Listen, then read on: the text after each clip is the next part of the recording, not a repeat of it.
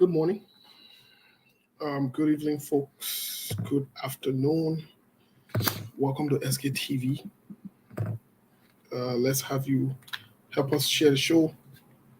Let us know where you are joining us from. Once you join, let us know. Um, we're going to be talking about post-election, the life after election, because you get 2 weeks or less than 2 weeks. Um, yeah, that's what we're going to be talking. So let's share the show, please, folks. Help us to share the show. Post-election, life among uh, Liberians or in Liberia. That's what we're going to be talking about today. So let's share the show, please. Let's invite someone. Um, very interesting stuff here today. We're going to be talking about. Welcome and welcome to those of you following us. Some of you are following us via Facebook from Liberia, other parts of the world. Welcome. Sorry, I'm trying to fix this hat, but I don't know. Yes, okay. Today's a hot day, so I fixed my hat. Siku will be joining us here anytime. But welcome to today's edition. Welcome to the show. A lot of good things to talk about. Very, very interesting things to talk about here. We have a lot to cover. A lot of things to talk about, to catch up on. There's been a lot of news. We played a video of Vice President Jose Yuma Boyka, very short. We'll play it. We'll talk about a statement of Vice President Jose Yuma Boyka, what it means, the way he spoke. We'll talk about a lot of things today. But in the meantime, let's share the show. Sekou will be joining us. I'm not too sure if we have the guys from Liberia airing or joining us today because of the bad weather, but we are still optimistic. So let's share the show. Welcome. As you come, let us know where you're joining us from as you come on. Just let us know where you're joining us from, please. Let us know where you're joining us from. You will not die if you tell where you're joining us from.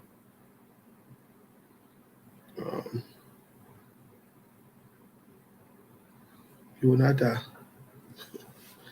if you tell where you're joining us from. Thank you so much. Musa Sharif watching us live from Atlanta. Ali Donzo, Mama, where you watching us from? No, don't be afraid. I'll be like Barry Afa. He or she is from Louisville, Kentucky.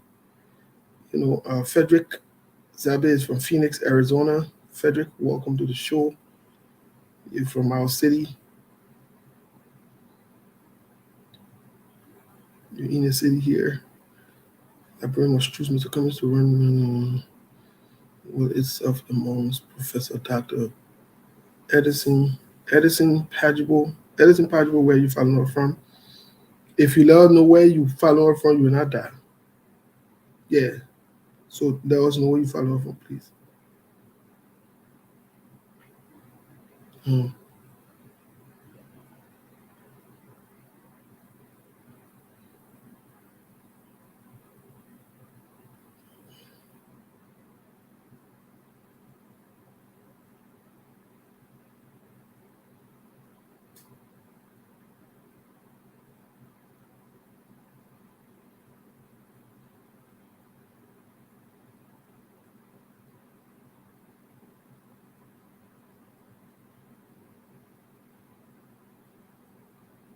Let's have you share it, please.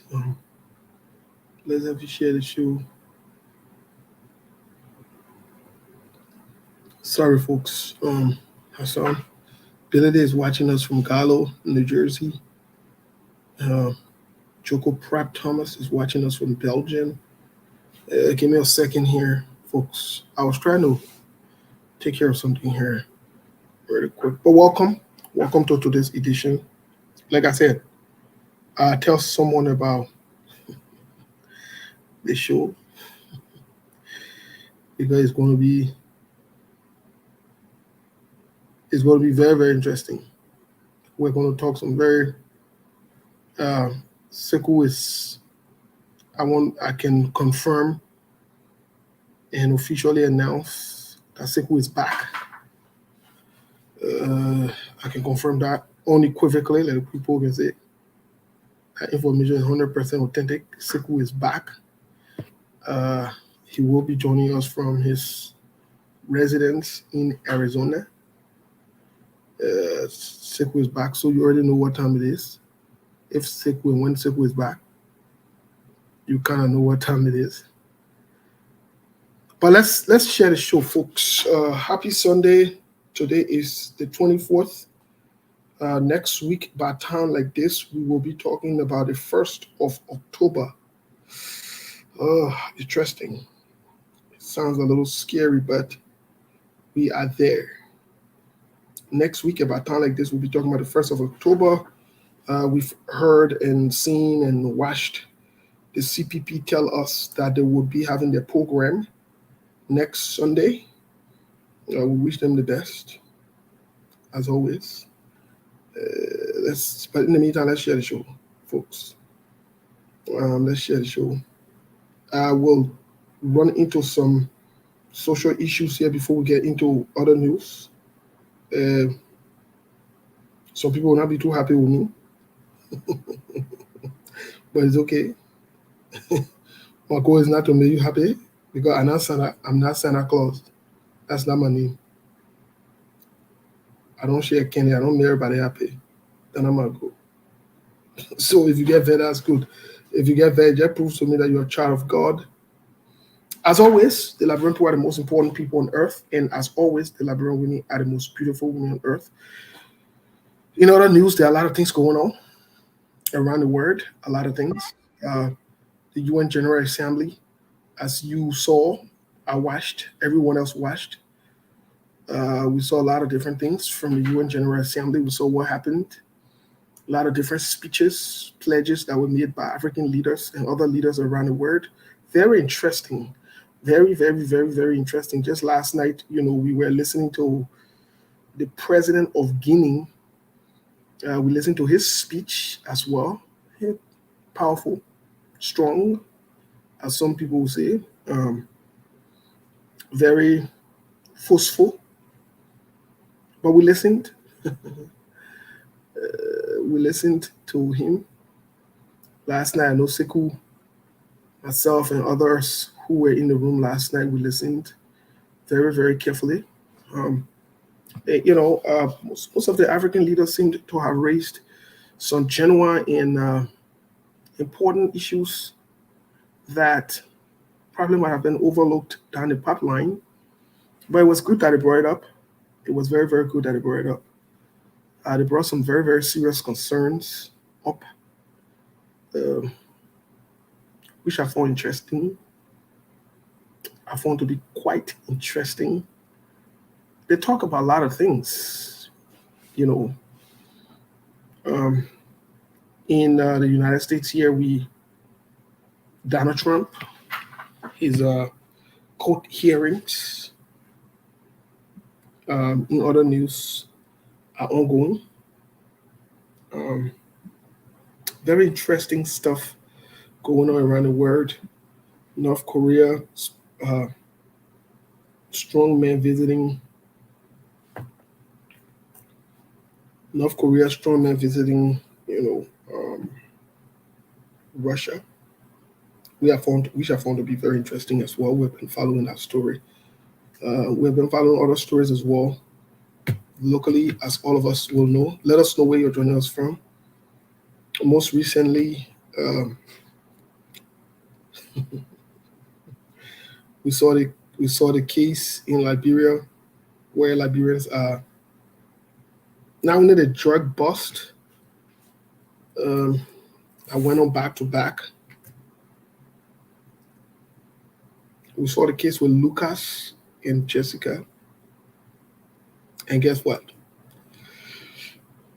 I'm watching Liberians, unfortunately. Let me start off by saying this: the case or the situation is very unfortunate. That someone almost lost their life. Very, very unfortunate.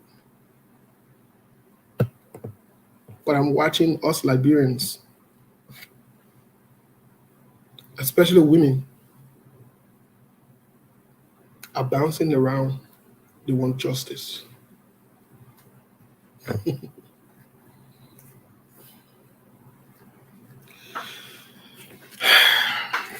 I had to learn the hard way. Social media, communications, and other things. I did. It took a lot. But I learned the hard way, and I'm glad I learned. And because of that, uh, even in my quest for what is right, I've learned to be very measured and not be driven away by emotions and following emotional reactions or wasting my time on things that would be undermined or wouldn't yield any fruit. And I think that is a smart way to go about things, because you can work hard, but you can also work smart. You still probably make the same money and so forth, right? So I've learned not to gauge or engage with Liberians on emotional things. I've seen Liberians jumping around how they want justice for Jessica. This is in other news. Let me say this to you. Like I said earlier, the case is very troubling. It's very concerning. And I wouldn't wish that on anyone. But unfortunately, I want to announce to you that most of the women that are on Facebook bouncing around and want justice, they are hypocrites. And I want no justice. They are emotionally imbalanced. They're looking for something again to amp up their emotions. Yes, they're seeking relevance and attention. They're not looking for justice. They're inconsistent in their quest for justice. Most of the people that you see bouncing around talking about they want justice for Jessica, let's look into the issue of justice. They don't want justice. You're not serious about justice. I say this to say, if you really, really wanted justice for it will start from among us. You'll recall a few weeks ago, these same Liberian people, all of us, our people then. Let me talk in a real Liberian way. All our Liberian people then, all of us. And we saw Vivian commit similar crime that Lucas committed. You think in the court of law, that's the same crime? Attempted murder? That would be the same crime. Vivian was premeditated. She almost killed Naomi. Liberian women, some of them came out and they were divided on this issue. Today, where is the Vivian? And Vivian also passing around? And Liberian women, some of them put together and collected money, use the influence and the connections in the government to make sure that they free Vivian. Vivian passing around free of charge. And you say they might go handle it the Liberian way, they might go talk about it, and they might just forget it, think on again, never that. That means they will pass around with like emotionally imbalanced teenager guy going on. That means they'll waste my time when I gonna do it. You're big, yeah. If I get where to do, I'll go do jumping jacks. I'll go jump around, do jumping jacks. I'll watch TV. If I will watch a couple of Family Guy. You know Family Guy? I will watch a couple of Peter Griffin Family Guy before I waste my time on that emotionally imbalanced thing that you're doing. You don't want justice. You don't want justice. You're not serious. They see women that are so-called calling for justice. Some of them still passing around making excuse for Prince Johnson. who killed, ordered the murder, the torture of a sitting president. We talk to them and say, oh, that one in the palace, we talk about the one I read now. Oh, okay. Let's talk about the one I read now. And you're advocating for them to free Vivian, because according to your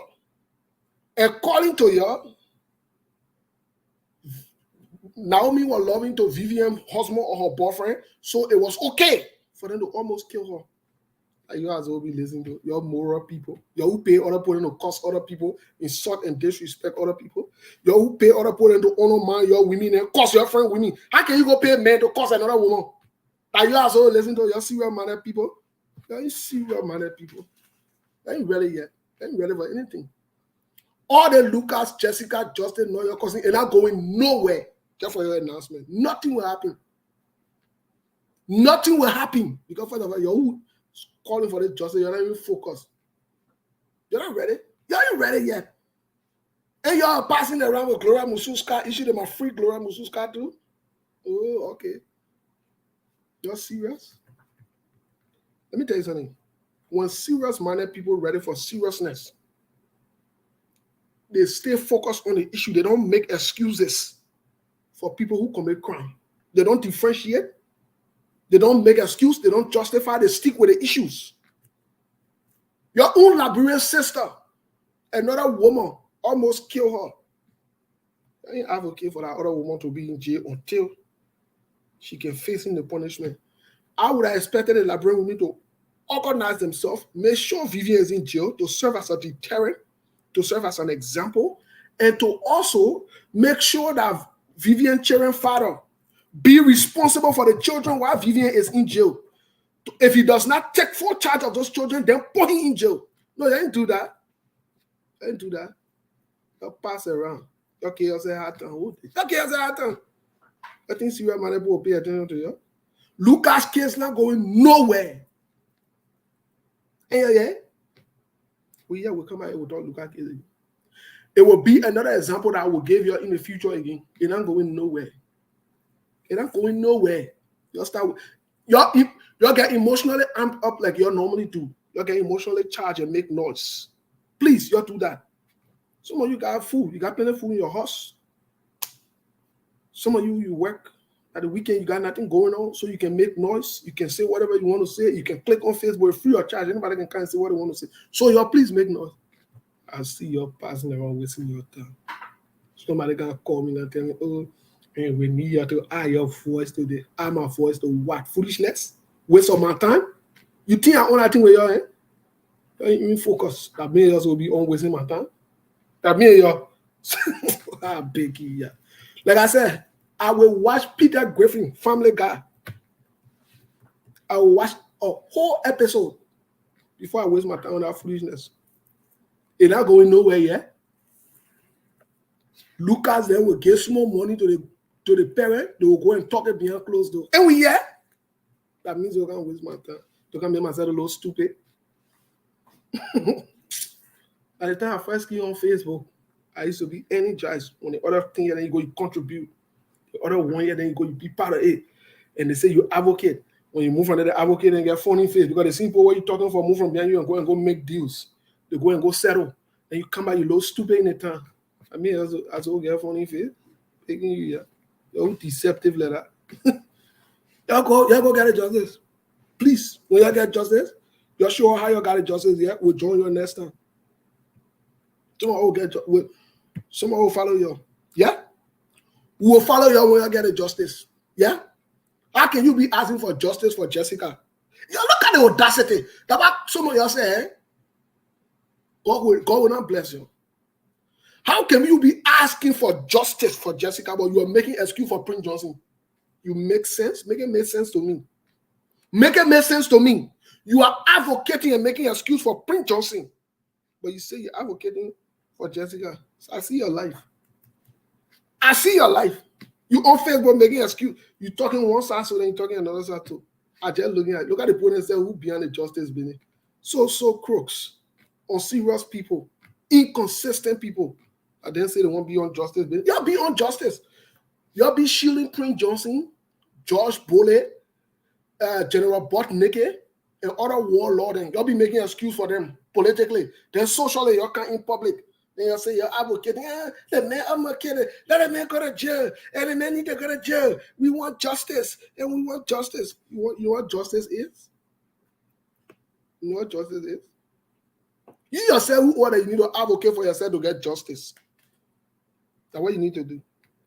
You need to advocate for yourself to get justice. Maybe when you start calling the police on the men that are in the house for you, that molesting your children, then you will muster the courage to want to see justice.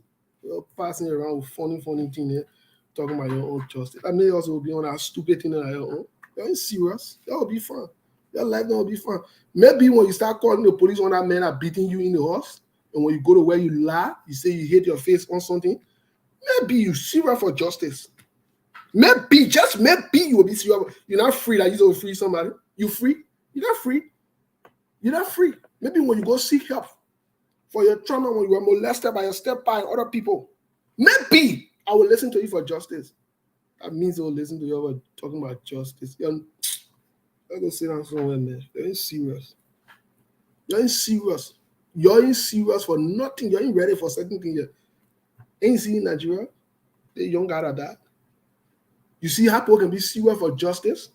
Some of those people, they don't even know that God. They have never even heard. But when it comes to the quest and the issue of justice, you put aside everything. I don't care who it is. They must be accountable. Then you're talking about justice. Now you who can pick justice here. They go to B1 or get to be Naomi. Naomi almost got first. She never died. You know the disgrace and the trauma that went on with Naomi up until today. Do you understand? Some of you advocated for Vivian to be free. Some of you. And you pass around, you tell me, say you go and seek justice for Jessica. Something wrong with you? Something got to be seriously wrong with you. Something is not adding up. It's not adding up. Two wrongs can make a right. Don't go around and go seek for them to free the other person. What they did to Naomi is an everlasting. Naomi life will never be the same, regardless of the issue. They dishonor a woman, not only naked her in public, but beat that girl almost to kill her. And you guys went out of audacity to go say them and free her. But you come back and see some of you bunch of hypocrites. In your ignorance, you are hypocrites.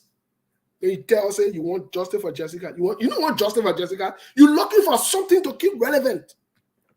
You're looking for something to be relevant. You don't want justice for Jessica. You are inconsistent in your confusion. You are. You are inconsistent in your confusion. And until you can put your acts together, you don't want justice. You don't want justice. You're seeking attention. Some of you are even trying to hide from your own trauma that you're faced with. That's why you rush to auditing and Allah, you advocating. You're not advocating. You are projecting your feelings. That's what you are doing. That's exactly what you are doing. Some of you are hiding behind these things. And the person that advocate, the other person that advocate, we're going to advocate bunch of men, lapa, or serious people that talking about advocate. You're advocate. You're not serious. You're not serious about the advocacy. You guys are not serious about the advocacy. So what happened to Naomi? You're not hearing Naomi's story again? You will not hear it because Vivian not going to court. Nothing will happen to Vivian. Nothing will happen to Vivian. And we hear. Nothing will happen to Vivian. The other story died down. Somebody even told me that Vivian was having placard and talking about she wants Joseph or Naomi. You see how we are? You see how we think? You see how we think? No, automatically now, Vivian now gave her life to God. Whatever she did to Naomi, God now forgave her. So it goes scot-free. When somebody else do the same thing, then let's use the same measure that we use for Vivian now. Why are you giving Lucas hard time? Because Lucas are white man? You won't be racist. They're prejudice. Your own Liberian person sat on there and almost killed another Liberian woman. Mothers sat there and saw what I get to them. Some of the insecure married people. Because your relationship not going okay. So you endorse that as a means. Oh yeah, they can move from behind people, man. So they're supposed to deal with her and will collect money. You are insecure. Who told you say taking your marital affair and projecting it on somebody that was almost killed solves your problem? Who told you that it works? Who told you that it works? Who told you that? Who told you that? Some of you supported that. I saw mothers on Facebook. I saw women who I personally respect. I saw them making those childish statements only because they have a problem in their homes with their marriage or their relationship. So they think that they can come and almost want to take the life of somebody else and say that is the means to be able to stop that from happening. Do you not read your Bible good? Those of you Christians, you're not reading your Bible good. Abraham, who got his bosom in heaven, Abraham was with more than one woman. Like you so stop it. Something got to be wrong with you. That should be the least of your worry. Because that's something that you can control. You got no control over it. Whether you like it or not, people will make choices and decisions. I'm saying it to you. Whether you like it or not, whether you are a man or you are a woman, whether you're married or you're single, people will make choices, especially when they're grown. And there is nothing you can do about it. So going to kill somebody on a child or hurt somebody on a child does not change that decision that the person made. The sooner we start to understand these things, the better it will be for us. And we want justice. Let's go back and put Naomi in jail. Let Naomi be held accountable while she's in jail. Let Naomi honor and let it set as a deterrent in Liberia that if you got problem with somebody going to be violent and physical with them, that's not the way. If Naomi was sitting behind bar and she got judged, she went to get sentenced to 5 to 10 years. When she come from there, you think somebody won't come on the street and go help somebody on a child? You better think so. We're getting to the politics. Vivian, thank you. Vivian, you didn't do that. You undermine the rule of law. Some of you who know people in the government, you use your connection, your influences to ensure that who tell you say, I know, we know. When you talk to your godfather in the government, we know. Your godfather now what picking it. They can report to us. And yeah, today, your godfather are picking. You can report to me. I know what's up. When you talk to him on the phone, he can report to me. Yeah. Your godpa and your godman that my picking them my leg at it, they can report to me. Let me tell you today. Say you don't know. You're passing around a bunch of stupidness that pros will be wasting their time and energy on foolishness. We're doing the same thing, just doing the same recycle thing over and over. Just us, the same people. One day we can sit down and say, let's make this choice and the decision so it can help us for the future. No, we're not doing that. We're passing around, supporting one wrong to another. We make excuse for the other wrong. We make excuse for the other wrong. We make excuse for the other wrong. We make excuse for the other wrong. When do we get this right? When? Our people that came, our mind, our parents came, they face the same problem. Great-grandfathers came, they face. We who are educated, we know better now. For us to do what is right, we're in a same cycle. Then we say we know better. What better we know? Our children then, if we're not careful, they will come and meet with the same struggle. And some of us, our children will probably be disconnected from Liberia for life. Because you know why they were born on this side. They don't know Liberia. We won't carry them there to show them Liberia, but the thing said that Liberia showing on Facebook. It's confusing. It is confusing. And when we talk these things, you think that we're trying to disrespect or look down people. My people, we got to be rational people. We're in the 21st century. We can't live like backwards. If we want justice, let it justice be a cross. You can't be divided on the issue of justice. You can never be divided on it and get justice. No, you cannot. You cannot. You cannot. The same way we behave socially, that the same thing we bring in the church, we bring in politics, we bring even in our society. Everything we must look find a way to take side. We've never tried to take side with what is right. What is right for the country? We don't take side with what is right for the country. Where are we going? How can we make progress? You criticize somebody, political leader, they take it personal. They insult you, they disrespect you, they threaten you. Okay. You question somebody, political leader, they say, oh, the person, oh, so you can't question that. It's disrespectful. So what do we do now? We should just sit on a bunch of buffoons and just go with the show, with the flow? No, it will not work. There will be life after 2023. There will be. And until we can open our eyes, again, for your announcement, nothing will happen to Lucas. In fact, if you're not careful, Lucas will leave from Labrador free. Lucas will reconnect with Jessica. and they will do that thing. So all the noise you've been making on Facebook, you're making yourself look funny and you'll get funny face. And we yet, I will see. And I really want to your on SKTV. And we told you on SKTV that they were arrest debater, they were arrest what her name?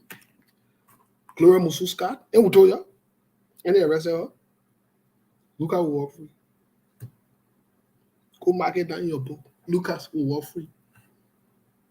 All the noise you're making on Facebook, I hope you keep your video there. Because he will walk free. You know why? Only because we ourselves have undermined ourselves. Simple. Simple. Very, very simple.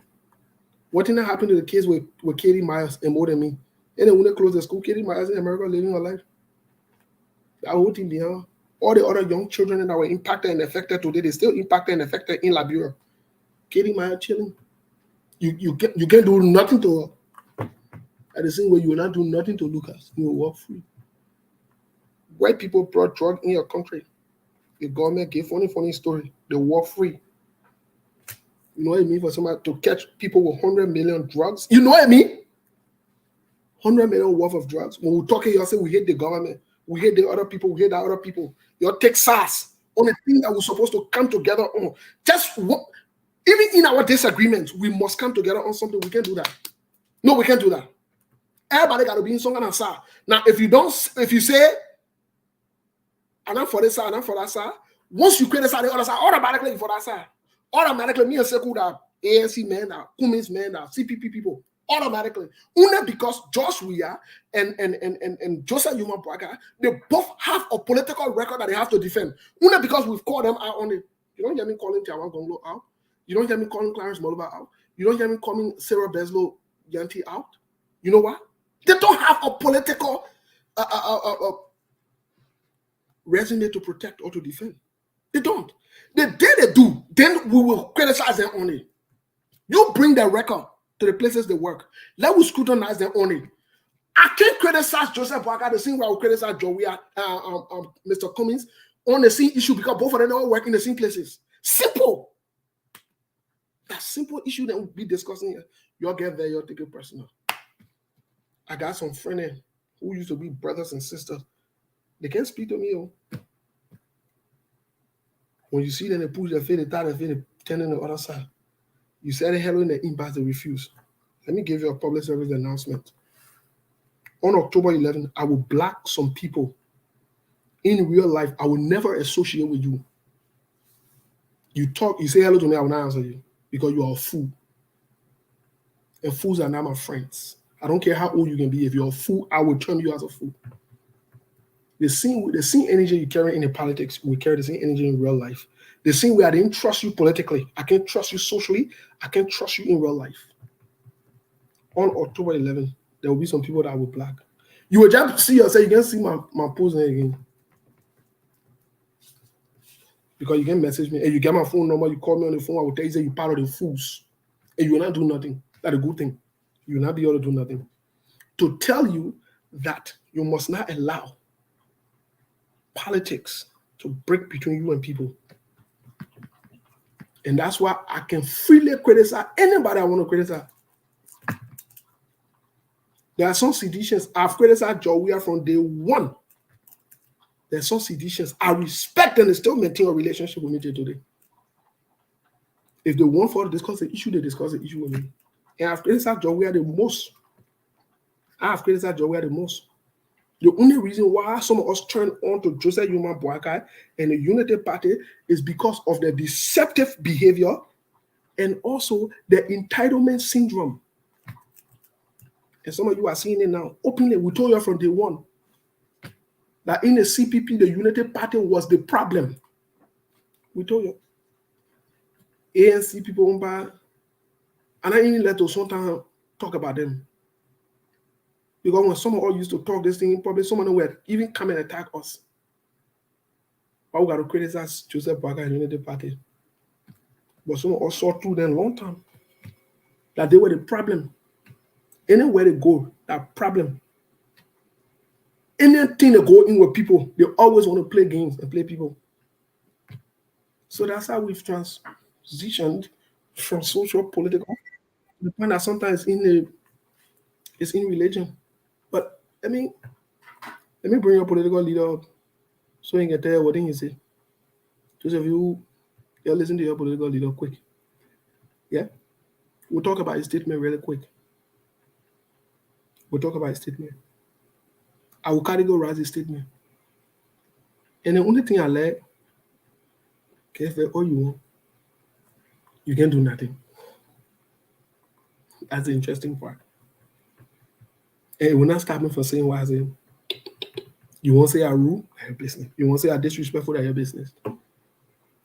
I got plenty of people who have told me I'm better than what you said. So your own, I can just tell one person when I want to just cancel it out. Is that looking? But I still get plenty of positive feedback. Anyway, let's see. I want you to listen to this video.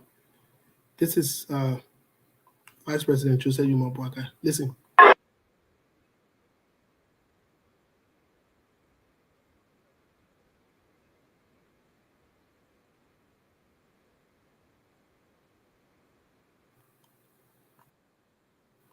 Sorry, folks. I think I hit the wrong button. I'm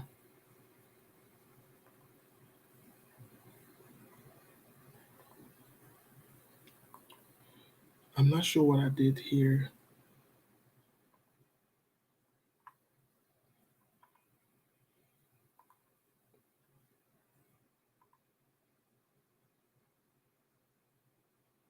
No, I did that one.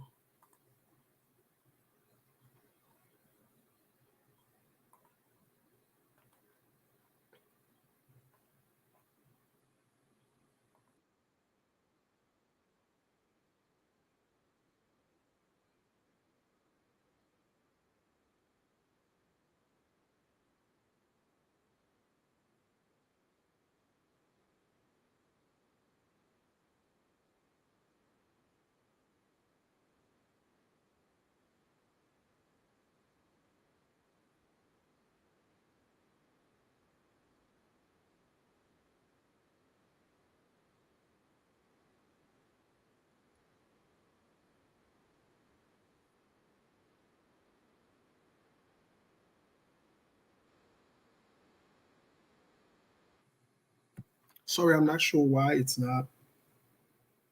I'm not sure. It's not coming up there. But let's get to the conversation for today. You know,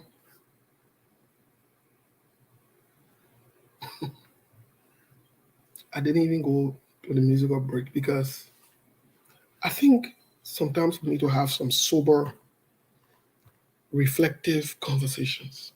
We do. As Liberians, we do. We seriously do need to have those conversations. We do. We do. And I'll be as, I don't want to use the word quiet because I don't think naturally when I'm communicating I can be quiet. But I will take my own time.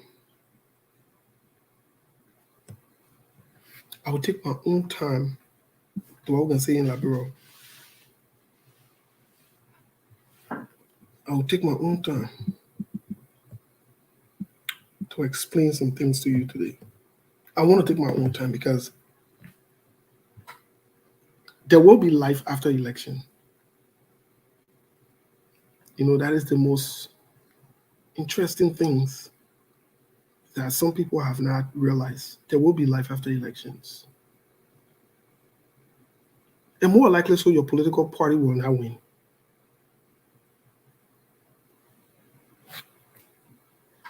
And yes, we are divided politically. That is just another truth of this matter. As funny and as interesting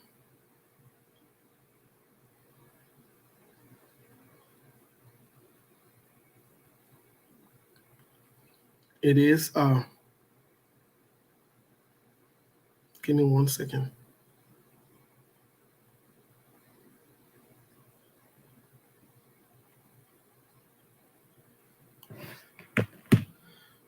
As funny and interesting it is, I sometimes wonder, you know,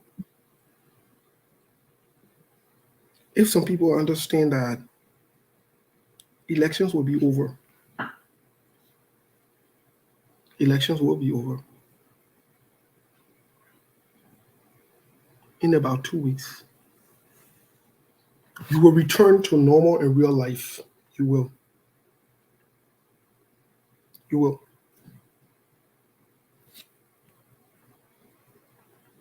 Politics comes after maybe an election after every 6 years in Liberia.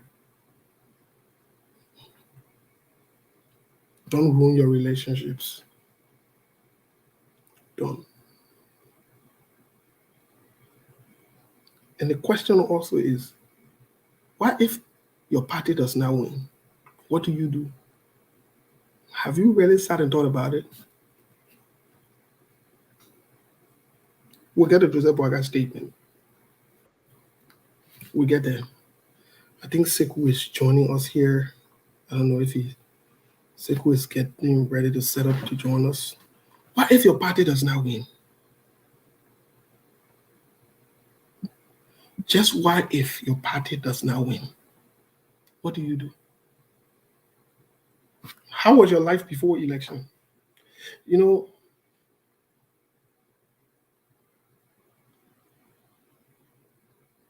know, outside of politics, some all got some things going on. To be very honest. That's why when you come here and you say, oh, this person paid this person, you pay this person, you pay that person,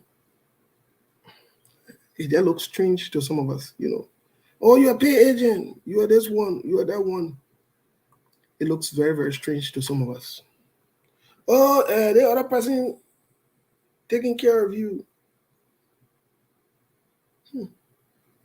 Okay. All right. All right. They're taking care of me, no problem. Well, after the elections, I hope they can keep taking care of me. You know what I mean? I'm saying these things and I'm laughing and I'm giggling and smiling here. Because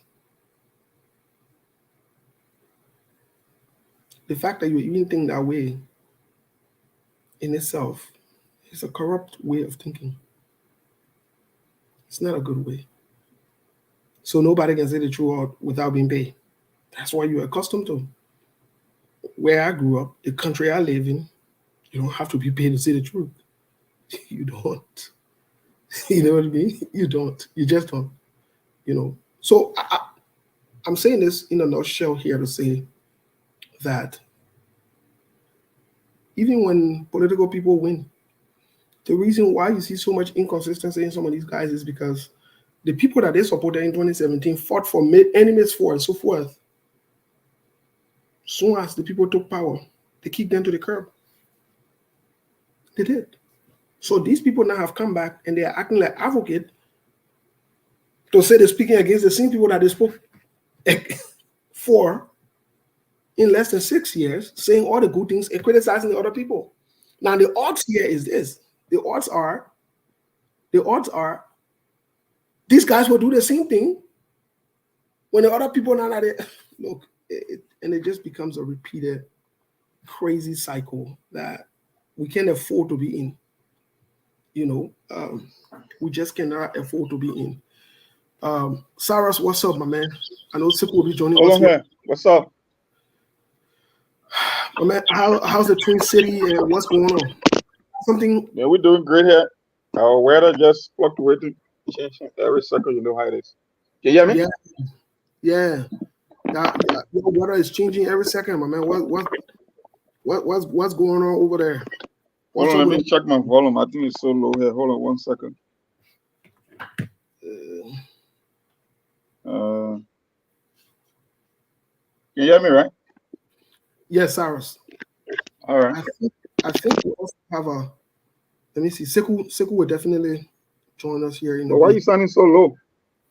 I don't know. Hold on. Somebody said the same thing yesterday, though. Yeah, you're sounding so low from my end. It's like I'm not hearing you from here. And I got it on here to the max.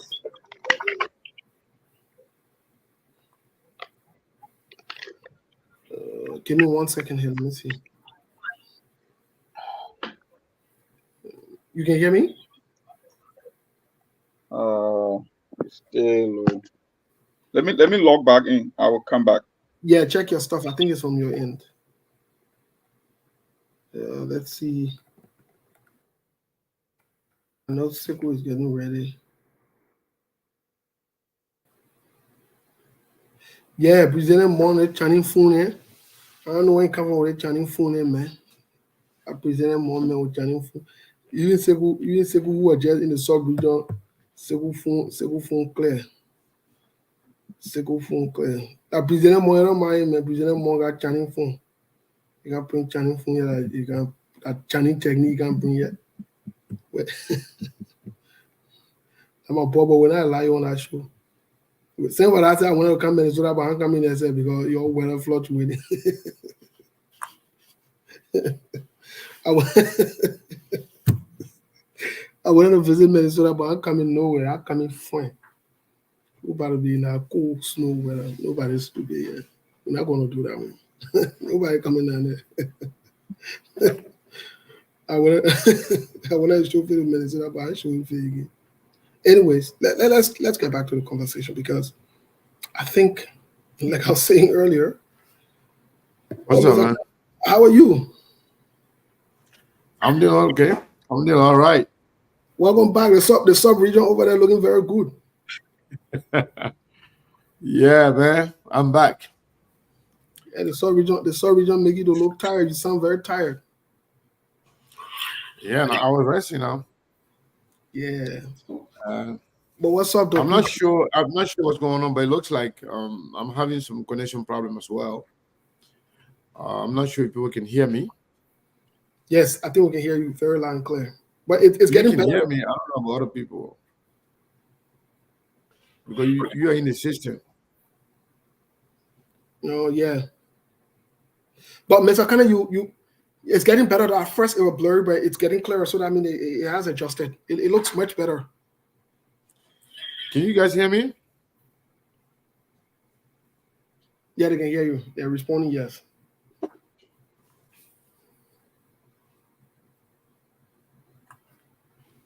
Okay. All right. Yes. I want to say good morning, good afternoon, good evening to all of you. And those of you watching me from the sub region, I want to say good evening. If you're watching me from here in Phoenix, Arizona, I'm home now. And hopefully, we will make it back to the sub region very soon. But I want to say thank you to all of you for holding the ground. Uh, I'm not sure what's going on with this whole connection problem. Hopefully, everything work. But yes, I was actually listening. And it's good to be back, Steve. So I'm here to, to be part of the conversation. I have a whole lot of things to talk about. Yeah, it's good. Whole lot of things to talk about, honestly speaking. It's good to have you back, Mr. Kane. I know Cyrus. What's going on with Brazilian monks part of our internet? I don't know. At home. Now I maybe I cancel my trip to Minnesota because we can't do that. We can't do that. But anyways, Mr. Kane, welcome. A lot of things been going on. I know one of the very first thing in some you might be shocked because I was saying in public, one of the very first thing we talked about, you and I behind closed doors. One time I remember we watched a basketball game. And after the game, you and I were lecturing. And the issue of justice and justice in Liberia and things that came out. I remember very, very vividly. I think early 2019. We're talking that afternoon. He said to me, he said, look, the people in our country did not sue for justice. So what do you mean? the World Economic Crime Court. We got to push for justice. Normally my normal, enthusiastic, energetic, forceful voice. I'm there talking to you about it, and you said to me, you said we're not ready for justice in that country. Hello? You Yeah, can I'm hear me? sorry. I said I'm not sure. I don't know if it's mine or yours, but for some reason it kind of breaking in. I'm Yeah. breaking in. Hopefully it's mine, so that way people can hear So, you. so, so what do you make of the issue of justice in general in Liberia? When it comes to justice, let me bring Monk on real quick. What do you say when it comes to the issue of justice in Liberia? Well, first, I'm going to start by saying hello to my brother here, Brazilian Monk. What's up, Seku? My brother, how are you? I'm doing great, man. How's the Yeah, trip so far? it's been a minute. Yeah, it was great. It was a big experience, traveling to Africa and back. Hopefully, I'm back. And I want to say also hello to everybody watching. Those of you that are welcoming me back. I also want to say thank you for those of you who called me, who inboxed me, who reached out to me, and those of you who sometimes send us money to buy data during the show or maybe off the show. I want to say thank you to all of you. But yes, indeed, I'm back. I'm currently home in Phoenix, Arizona, to be Wow. specific. Yes. And I actually have planned to stay up to like 2 days before the election in Africa, but given circumstances, we decided to do some tactical adjustment, and so we came back. Hopefully, we might go back to Liberia. But I want to say thank you to all of you for following and for keeping the ground tight. Speaking of Steve and Mabel and everybody else. So somebody say Mabel, where's Mabel? I think they're having some technical problem today because of rain problem in Liberia. It's raining, the internet, the radio, everything can have problems. As a matter of fact, sometimes when the thunder is like somebody will tell you say to turn the data off of your phone. Yeah, I was told many times to turn off the data because it could attract thunder to come down. I said, wow. I said, I never heard that. I never heard that in life.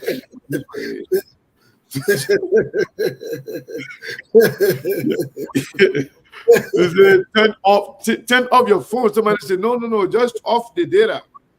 So that the thunder will not come down on you. I said, I said, I know I heard it before. But yes, indeed. I mean, it is what it is. But yes, Steve and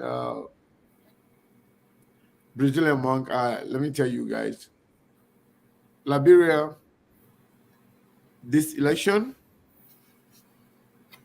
we need to be very, very careful. My very first show back home, I said, Liberian government is ready to rig the election. They are doing everything possible to rig the election. I said I was very, very clear. And also, I said to you guys that the Unity Party is poised for violence as the only tool they have right now. Because everything they are doing, besides having those crowd politics, when it comes to strategic planning, when it comes to financial preparedness, when it comes to having actual vote, their number is not adding up for them. They know based on their own internal polling, they could come third. As a result, they are threatening violence. They're threatening violence. So the only pathway for them right now is violent. And I said it very, very emphatically. And people get angry at me. Some of my friends from the United Party even inbox me to stop talking. And based on what you listen to from the standard bearer himself, the standard bearer of the Unity Party, that we will not have a Liberia, we will not have a country. In as much as we all frown on any potential rigging of the election, I think that was over the top. Yeah, that was way, way over the top. I don't think there should be or there will be any circumstances that will make Liberia not to be in existence, for us not to have a country. I don't think anybody should actually threaten the existence of our country. That's the only country we have, regardless of who is leading.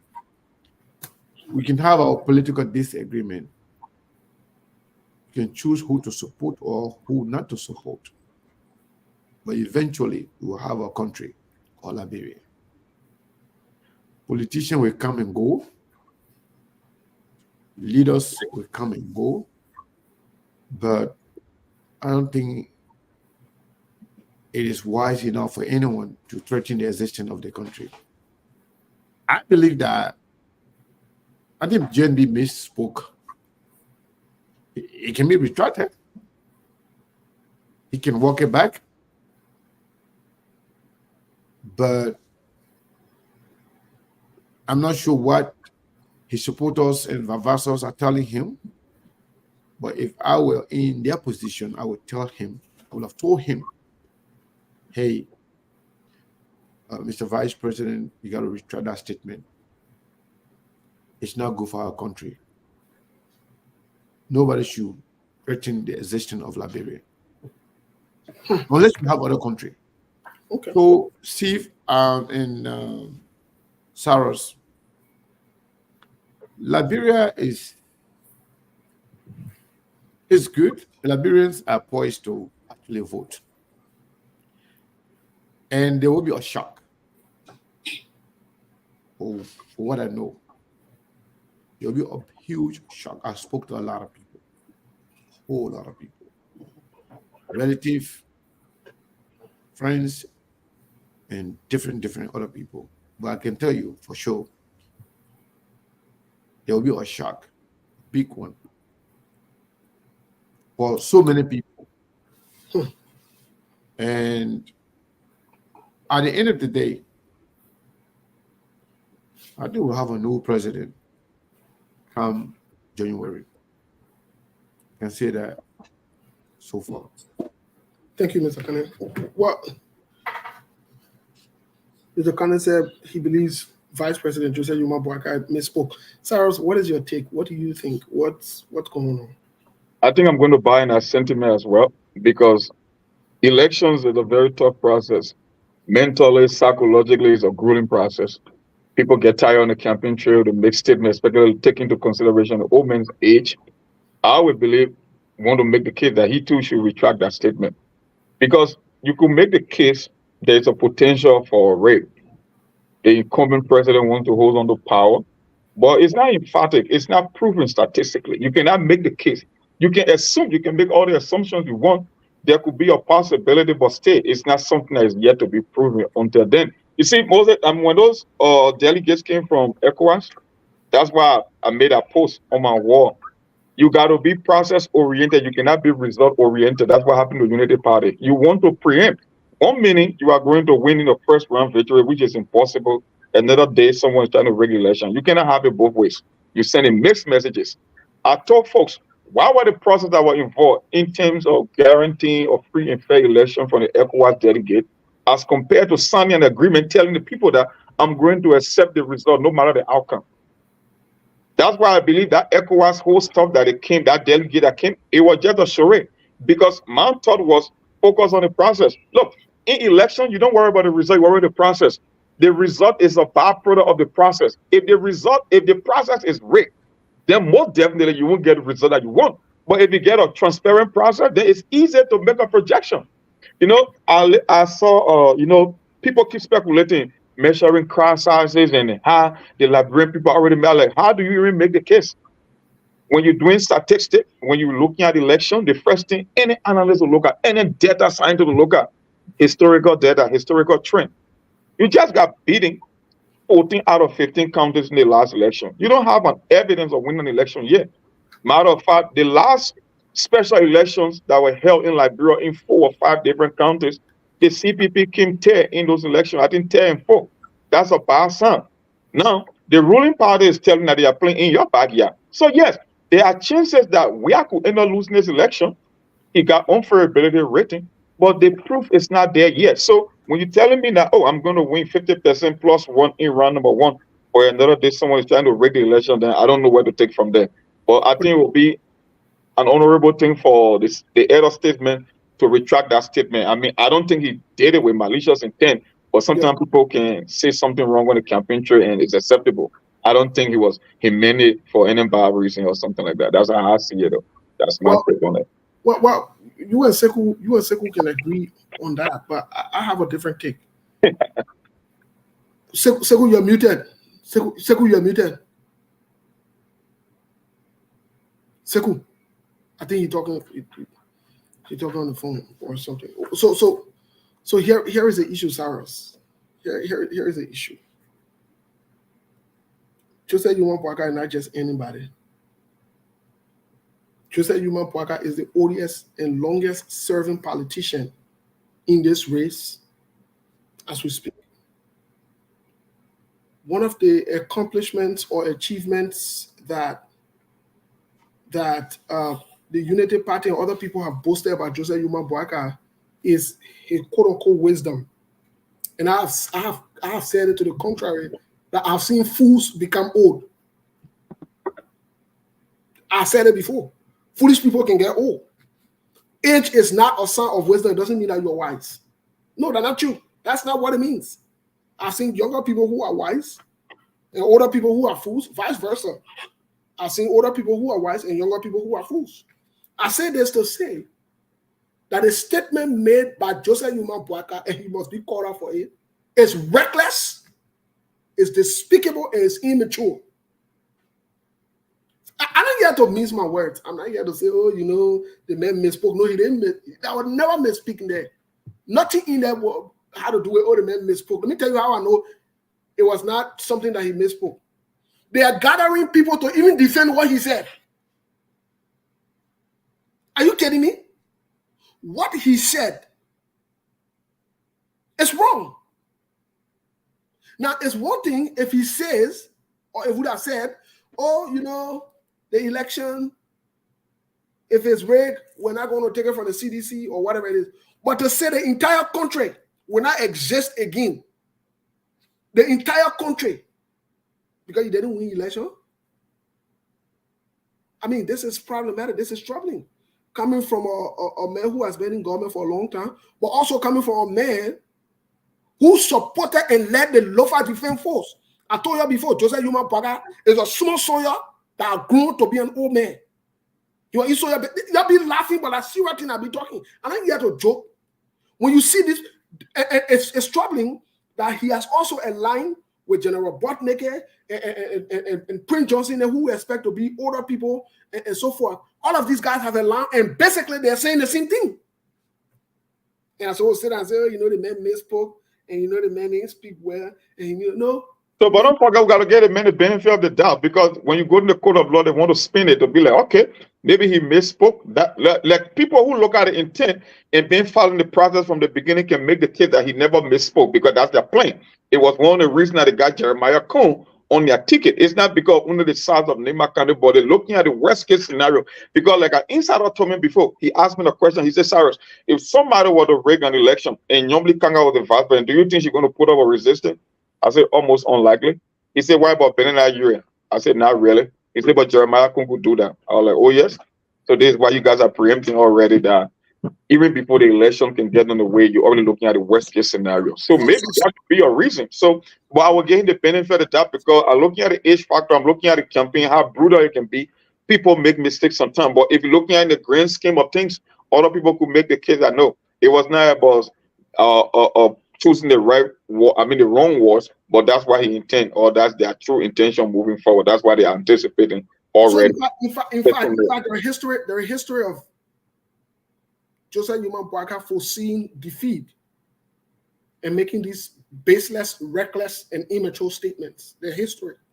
I'm saying baseless, reckless, and immature statements. I'm not mincing my words. I mean what I said here. Remember before they could go to Lofa for the most recent election in Lofa? He alluded to the same thing. But this time around, he didn't say the entire country. He said the same thing. Because he knew that they didn't do the work, like you said earlier. They didn't do the work in Lofa. Like CDC or not, CDC did their homework in Lofa. That's why CDC were able to win Lofa. Like them or not. So when you do your homework, like you said, the byproduct now, you can see. When you hear Mr. Cummings and other people saying, they know that they will be in the second round because they know the background work they've done. These guys don't do the work. They got nothing going on. Everything is deceptive for them. Everything they play games and lie and propaganda, and they say automatically they'll win. So I mean, this is where we are. But Mr. Kennedy, let me put further on this question. What do you make of surrogates and people that support the vice president?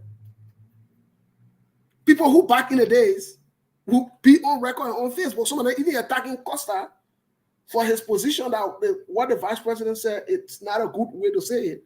Basically, what you guys are saying, but in an indirect way. What do you guys make of people who are already attacking people who criticizing the vice president for making such a statement? What do you guys say to them? Yeah, so that speaks of the deceptive nature of the people around the vice president. The people not being honest with him. Like I said, when I said that perhaps the vice president misspoke, in politics, you always have to give people the benefit of the doubt. Sometimes he did not, misspeak, but it was something that is politically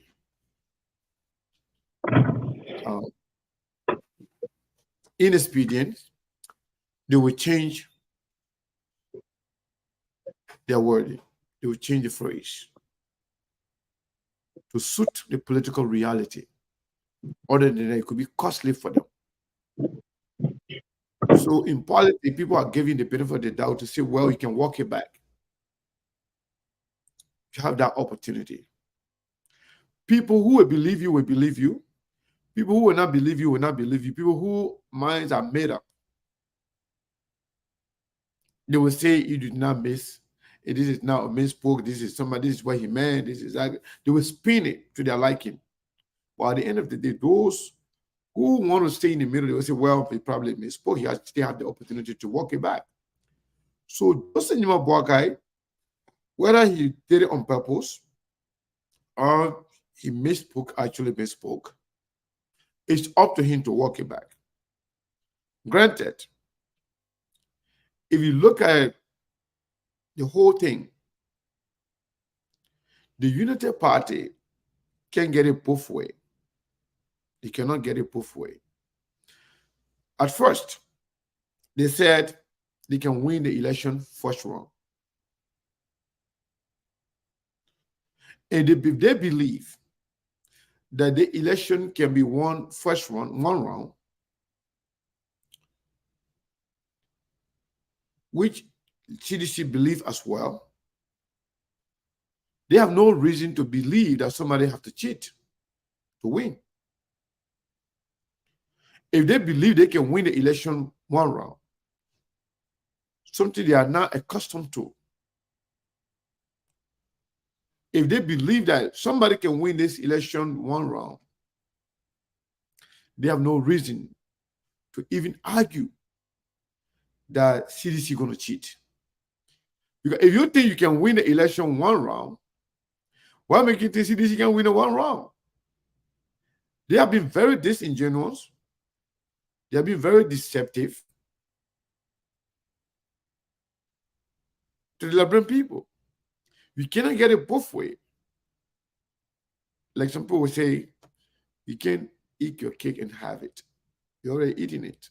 You don't have it anymore. It doesn't work like that. Either have it or you eat it. So Joseph Boakai and the Unity Party, they can't say they can win the election first round at the same time saying that, oh, if we lose, then it was rigged. What makes you think you can win it one time in the first round, but CDC can't win it? So the deception started from the get-go. Now it seems like they are seeing themselves on their own, within their own mirror.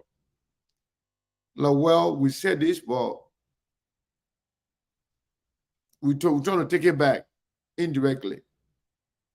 We all know that nobody can win this election first round.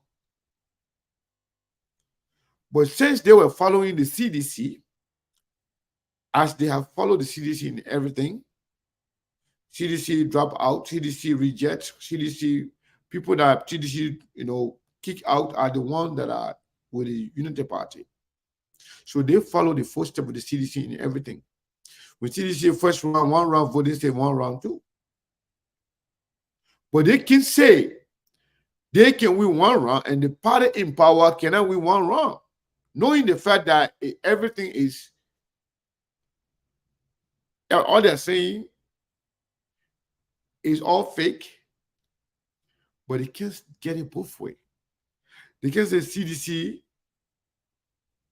going to rig the election when they believe that anybody can win the election first round. They have no argument. So Joseph Boakai's statement, I think we have said this before, Steve.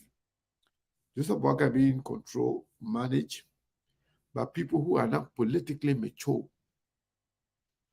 They will always tell him to say something, then later on they want to walk it back.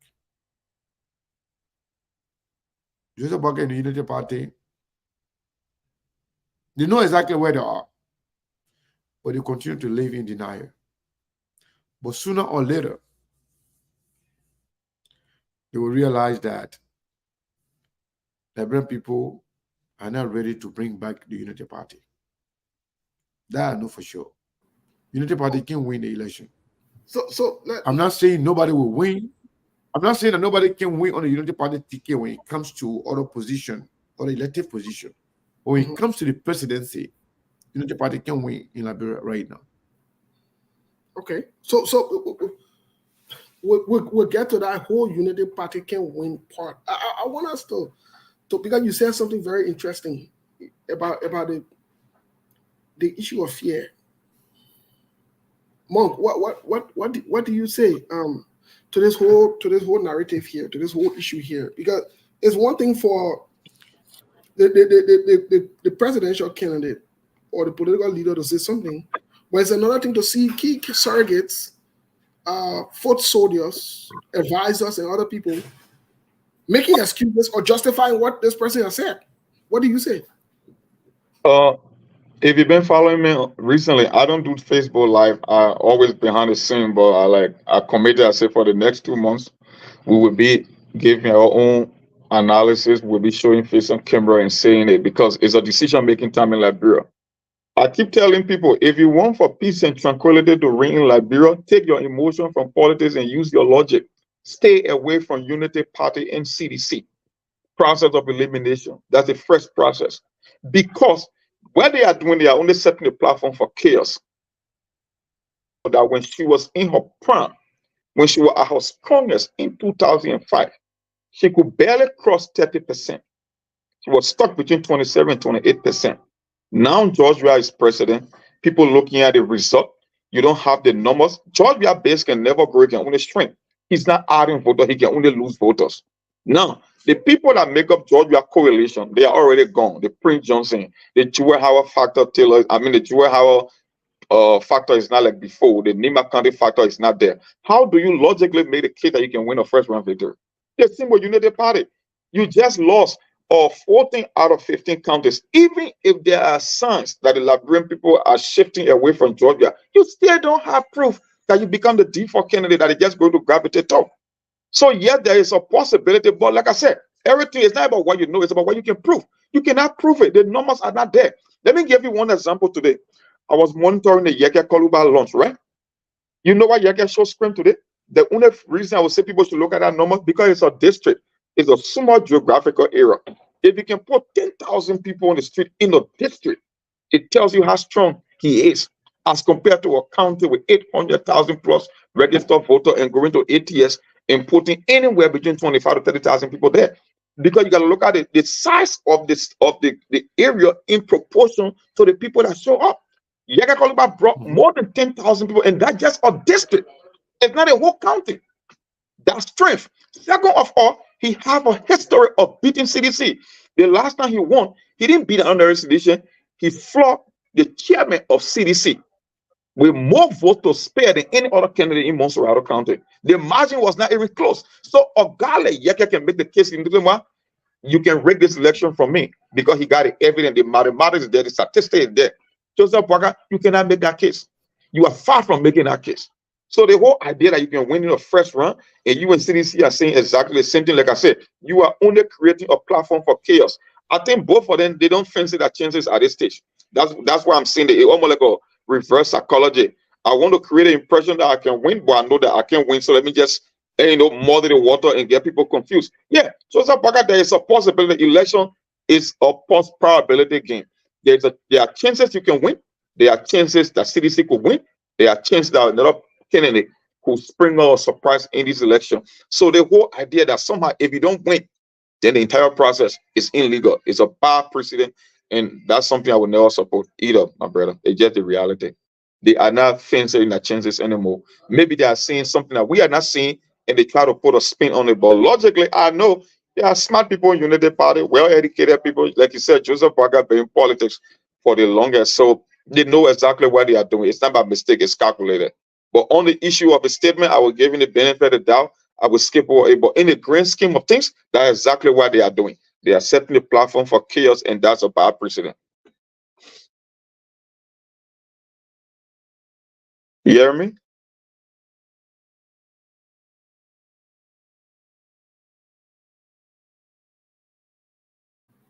I know Sekou is in and out, but I hope he can join us really quick for this part of the question, because first of all, we must eliminate this delusional thinking that one party can win on the first round. It's practically impossible. There is no way, shape, or form. Monk, you're muted. That one is practically impossible, and I think that's where these guys set the stage, both CDC and Unity Party, for this chaos and this chaotic confusion, because they claimed that they are able to win on first ballot, which is not possible mathematically. It's impossible. It cannot work, especially with 20 different candidates in the race. It's not. It's just not possible. So being able to walk this back to come into reality to second round and what would happen in second round is critically important. Now, here is something I'd like for us to talk about just a little more, and I think for the sake of our audience, this might help inform the conversation. What do you make of this? What do you make of this conversation of, if the Unity Party loses, there could possibly be no more Unity Party? The Unity Party could dissolve, and this is their last chance. This is their last hope. So they are doing everything and anything and working with anyone and everyone for them to come to power. What do you make of that? Well, I'm not going to say they might dissolve. They will just not be relevant anymore, because I know other parties that participated in elections 3 cycles ago, and they are still in the process today, but they are not as strong as they used to be in terms of being a major competitor. I guess after 2 election cycles, you ain't coming back. Like I keep telling folks, bro, only one thing consistent in Liberian politics, one factor that is consistent since 1822, that no former party has ever returned to power once they were taken off the stage. That's something that I know. It never changed. Not even the true win party that ruled Liberia for more than 100 years. Once Samuel Doe got them off the stage in 1980, that was the end. Even the NPP that won with the highest margin of victory in recent memory, once they were out, they outshadow of themselves today. I'm not going to say Unity Party is going to dissolve because in Liberia, that's politics. They are named to be in power for 12 years. So maybe they might take 3 or 4 election cycles, but they will be a shadow of themselves that every other former ruling party. That's just how I see it. I won't say they will be dissolved, but they would not be. They won't be a potential threat. They won't be as vibrant as they used to be. Well, because I use the word dissolved deliberately but strategically as well, because the Unity Party, as we speak now, they are currently operating on promissory note wherever they are now. They have not been able to pay that bill. That's one point. Secondly, if you look into the political leader, the only person they've been able to bring is Joseph Yuma Boakai. The question is, who's next? Who's next in line to succeed or take the party on? Who? After they've lost two successes, 2 elections consecutively. The last part of it is, from what I see from the Unity Party, apart from bringing Jeremiah Kuhn and other people on, after the elections, these guys might want to go different ways. Or the guy will go back to the different or respective parties. What do you say about that? Somebody said Mo Ali. So technically, I don't see it because I mean they got some smart young people in the party. I don't know why they can't put themselves forward. Like I don't want to talk about the Godfather of the war or the Brandon Samuka. I don't know about the prospect in the future, but I guess they will find somebody. I mean, it's politics. Sometimes you choose the candidate, sometimes the candidate choose the time. That's just how it is. So you cannot make the assumption that, oh, because if Joseph Waga leave the state. No, there might be people coming up, and who knows? Unity Party, look, I don't like to break Unity Party up because it's just common like brain, but you cannot be in power for more than a decade and just fade away. No, that's not going to happen. It will take time gradually. But I know there are people in the party who knows, like I said, what the future holds. Why if a guy like Stephen Johnson or the Bwaga Jaliba or somebody or any young person in the party. To take charge of party or to, because then if you're doing that, then that mean I'm not calling from Unity Party. Oh, I'm not calling.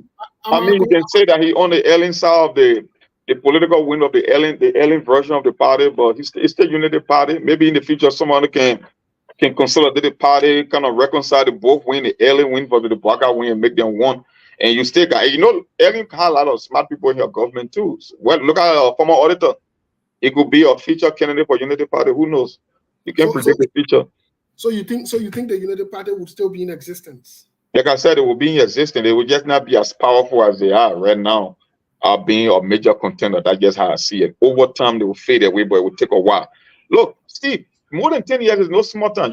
Don't forget, Unity Party was just in power for 12 consecutive years. Yes. Why make it think they're just going to fade off the scene? Even MPP that won election since 1997, it's been more than 20 years now. MPP today was still able to help walk CDC across the finish line. Yeah, they are not as powerful as before, but they are still relevant today. You cannot write them off because it takes a while for a political party to just fade off the scene. And that's why you're going to expect. So think about Unity Party. MPP right there for only 6 years. If you look about MPP as an example that you use, if you look at MPP kept a structured that still had key players operating within the political system. For example, Siri Allen. For example, Joy Howard Taylor. She still remained the senator of Bon County all these years. Not only that, she maintained all of these guys, the James Payton and all the other people. They kind of kept them in check and kept the party in check. So I'm saying from let's say the face of the party. If Joseph Boaga fades away, walks away after 2023, who do you see next? Okay, if you want to make that case about structure and people that were left behind in government, then Unity Party will still have legs behind. Because you look at typical, a guy like Prince Moy from Bon County, a large county with huge numbers, and he's a sitting senator. Who knows? Maybe he might put a hat in the race in the future and want to take on the party. But the thing I want you to establish is having strength and fading away are two different things. I know they will not be as strong as now or before, but you cannot just write them off. They will still be around for a while. That's what I'm saying. They will still be around, and there might be people who might come out to take over the party. It just possible. They got lawmakers in both houses. They still got some structure in place. They've been there for 12 years, so I can expect them to just fade away. But So I you're just saying- know there will be a shadow of themselves 12 You're years saying- after. You're saying Prince Moy might be able to take over the party. He could choose to run. He's a sitting senator. He's from a big county. And how you think they pick Joy Howard Taylor? She's from a big county, from Bon County. So who knows? It's the future. You cannot predict the future. You can only hope things turn out for the best, but you can't write them off. But the one thing that I know, even if they will still be in existence, they will not be as powerful. They will not be the force that they used to be. That's why I know. I can guarantee that. Okay, so as of most recent, based on following what's going on, who by you say would be the two possible group that could be in the second round? Man, the optics will tell you that, because that's what they're fighting for. It's all about the optics rather than people who get the actual numbers. Right. I'm trusting my guy. I know the reason why they decided to take an unconventional approach this time around. They want to sprinkle a surprise. I don't know what they are doing behind the scene, but they are very, very optimistic about their chances. Like I said, they've been putting in the work. Maybe Unity Party just got to realize that this guy was cooking something behind the scene, and the dynamics might look different. I tell people the crowd politics is now a winning strategy. I don't know Unity Party people. I know smart people to be in that party, but I don't think they are using that brain much, because Georgia played a game before. Back in the day when Georgia was so powerful, he used to sit in Monserrado County. It was actually Edison that thought Georgia had to campaign. Georgia had this illusion that I'm a popular soccer star. Monserrado County, the biggest, all the slum communities support me overwhelmingly. I can just sit in Monserrado County and somehow I will be able to win a general election. And Ellen had a simple strategy. I don't have to beat this guy in the first round. I just need to consolidate the other political leaders. In second round, I will always beat him. Once the rate comes down to an A and a B option, I will always win him. And guess what? It took Georgia 2 election cycles to rectify that mistake. That is why in 2017, he came with a coalition and brought other people on board. And for the first time, we saw Georgia leaving from the comfort of Monrovia and going to other counties to campaign. And guess what happened? That's how he won. So the whole idea you can put people to ATS or SKD and put crowd outside, you're going to win, that's a lie. We have seen it before. It's a time-tested, proven, or losing strategy. Georgia did it twice and he was the loser. He changed his whole approach to election. That's why making him to win. And the same thing that the CPP people are doing. Yeah, I can call for the big rallies, but you cannot pinpoint the voters. How do I tell who's here for me? Who is just here for entertainment? I should meet the voters where the voters are. I should use pastoral network. I should go to the mosques because these people are influential. I should go to town chiefs and paramount chiefs. They can influence the people. So you play behind the scene politics, but you play wholesale politics. It's a whole different thing. That way you believe you can get better numbers. And you know the guy, he's a energizer bunny. When it comes to energy, you can stop him. So he's able to hit district after district every day. Bwaka cannot do that. So when you're looking at visibility, he's able to show himself to more voters than Bwaka can ever do. I guess Bwaka cannot go to the southeastern region and say he will be there for like a week, coming from River G or to Sano or to Maryland, or no, he won't do that. And the time is getting fast spent. So maybe places that have access to road connectivity, maybe the Nimba or Bon County or Grand Baza, maybe he can play in those terrain. But nationwide, it's now easy to crisscross the country in a short period of time. And we are even informed that I mean, this might sound funny or whatever you want to term it as. We're even informed that for medical reasons, they're not even going to push it. They're not even going to push Bwaka to go that 2 months. You cannot push in tougher terrain, especially a place that got bad roads condition. You don't want that. They're not going to take that risk, or they don't want to try that situation before they get into a situation that they can't handle. But here is something I want to push. I want to push you on this whole issue of the Basel Belt. We seen most recently, Charlene Bronstein. They've been making some moves in the basketball belt, such as Makibi, Monserrato, Grand Basso, River and First. Versus. What do you see more? Who do you see to be more winnable in the basketball belts? We only make a pitch as well for Jose Yuma Boakai. Nyomli then could make the case, but like I keep telling you, for Nyomli is not on the ballot. That's what make it different. She's not on the ballot. Yes, she might be influential. She got her own supporters. She's a sitting lawmaker. The fact of the matter is, you are not on the ballot, man. I don't know. I keep saying it all the time.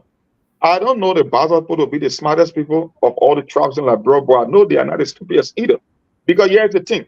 You ask anybody, I think Sekou made the same case the last time. Why do you think Joseph Boga is always expected to win him in Lofa County? It's not because of performance or because he's a great leader. No. Our people, we don't want to say it, we don't like to say it, but unfortunately, 95% of the time that's just exactly what happened. People will vote on a tribal line. Why you would expect Jeremiah Kun to do better in Nima County? Because the father is a government. So what make you think the second and the third largest ethnic group, the Gribbles and the Baza people, will look at their own candidate and skip them because they're so interested in the rescue mission? Are you telling me that the Baza people, they don't have pride or they don't like their own children too? I told people, I said, Charlene, I believe Charlene will do better than her dad, even though she's second on the ticket, but she will have more say or more influence on the ticket. The fact of the matter, she's young, she's a female, she got a brown skin name. We represent Liberty Party. I'm not saying she's going to accumulate every vote from Liberty Party, but she will take a good chunk of that. And Charlene can do better, even also of the Bassa belt. I can take Charlene anywhere to go in campaign. She can make the case for a candidate. Do you think Jeremiah can make case for Joseph Boga as efficient or effectively as Charlene Bronskin? I don't think so. So I think she will do better. If the CPP is going to do anything in this election, or is she going to overperform, then what people are expecting, it will be because of the Charlene Bronskin factor as well. She's young, she's charismatic, she can make the case, she can woo women. And I told folks, women make up almost the same number of men in this election. The distribution between men and women is evenly distributed in terms of the numbers. I think it's 49 to 51%. So anybody who can make inroads with women, trust me, he will do better. The young people and women will decide this election just based on their numbers. That's it. They are the one that will determine this election. So we didn't see any kind of official documentation from the United Party in the MDRO in terms of a coalition.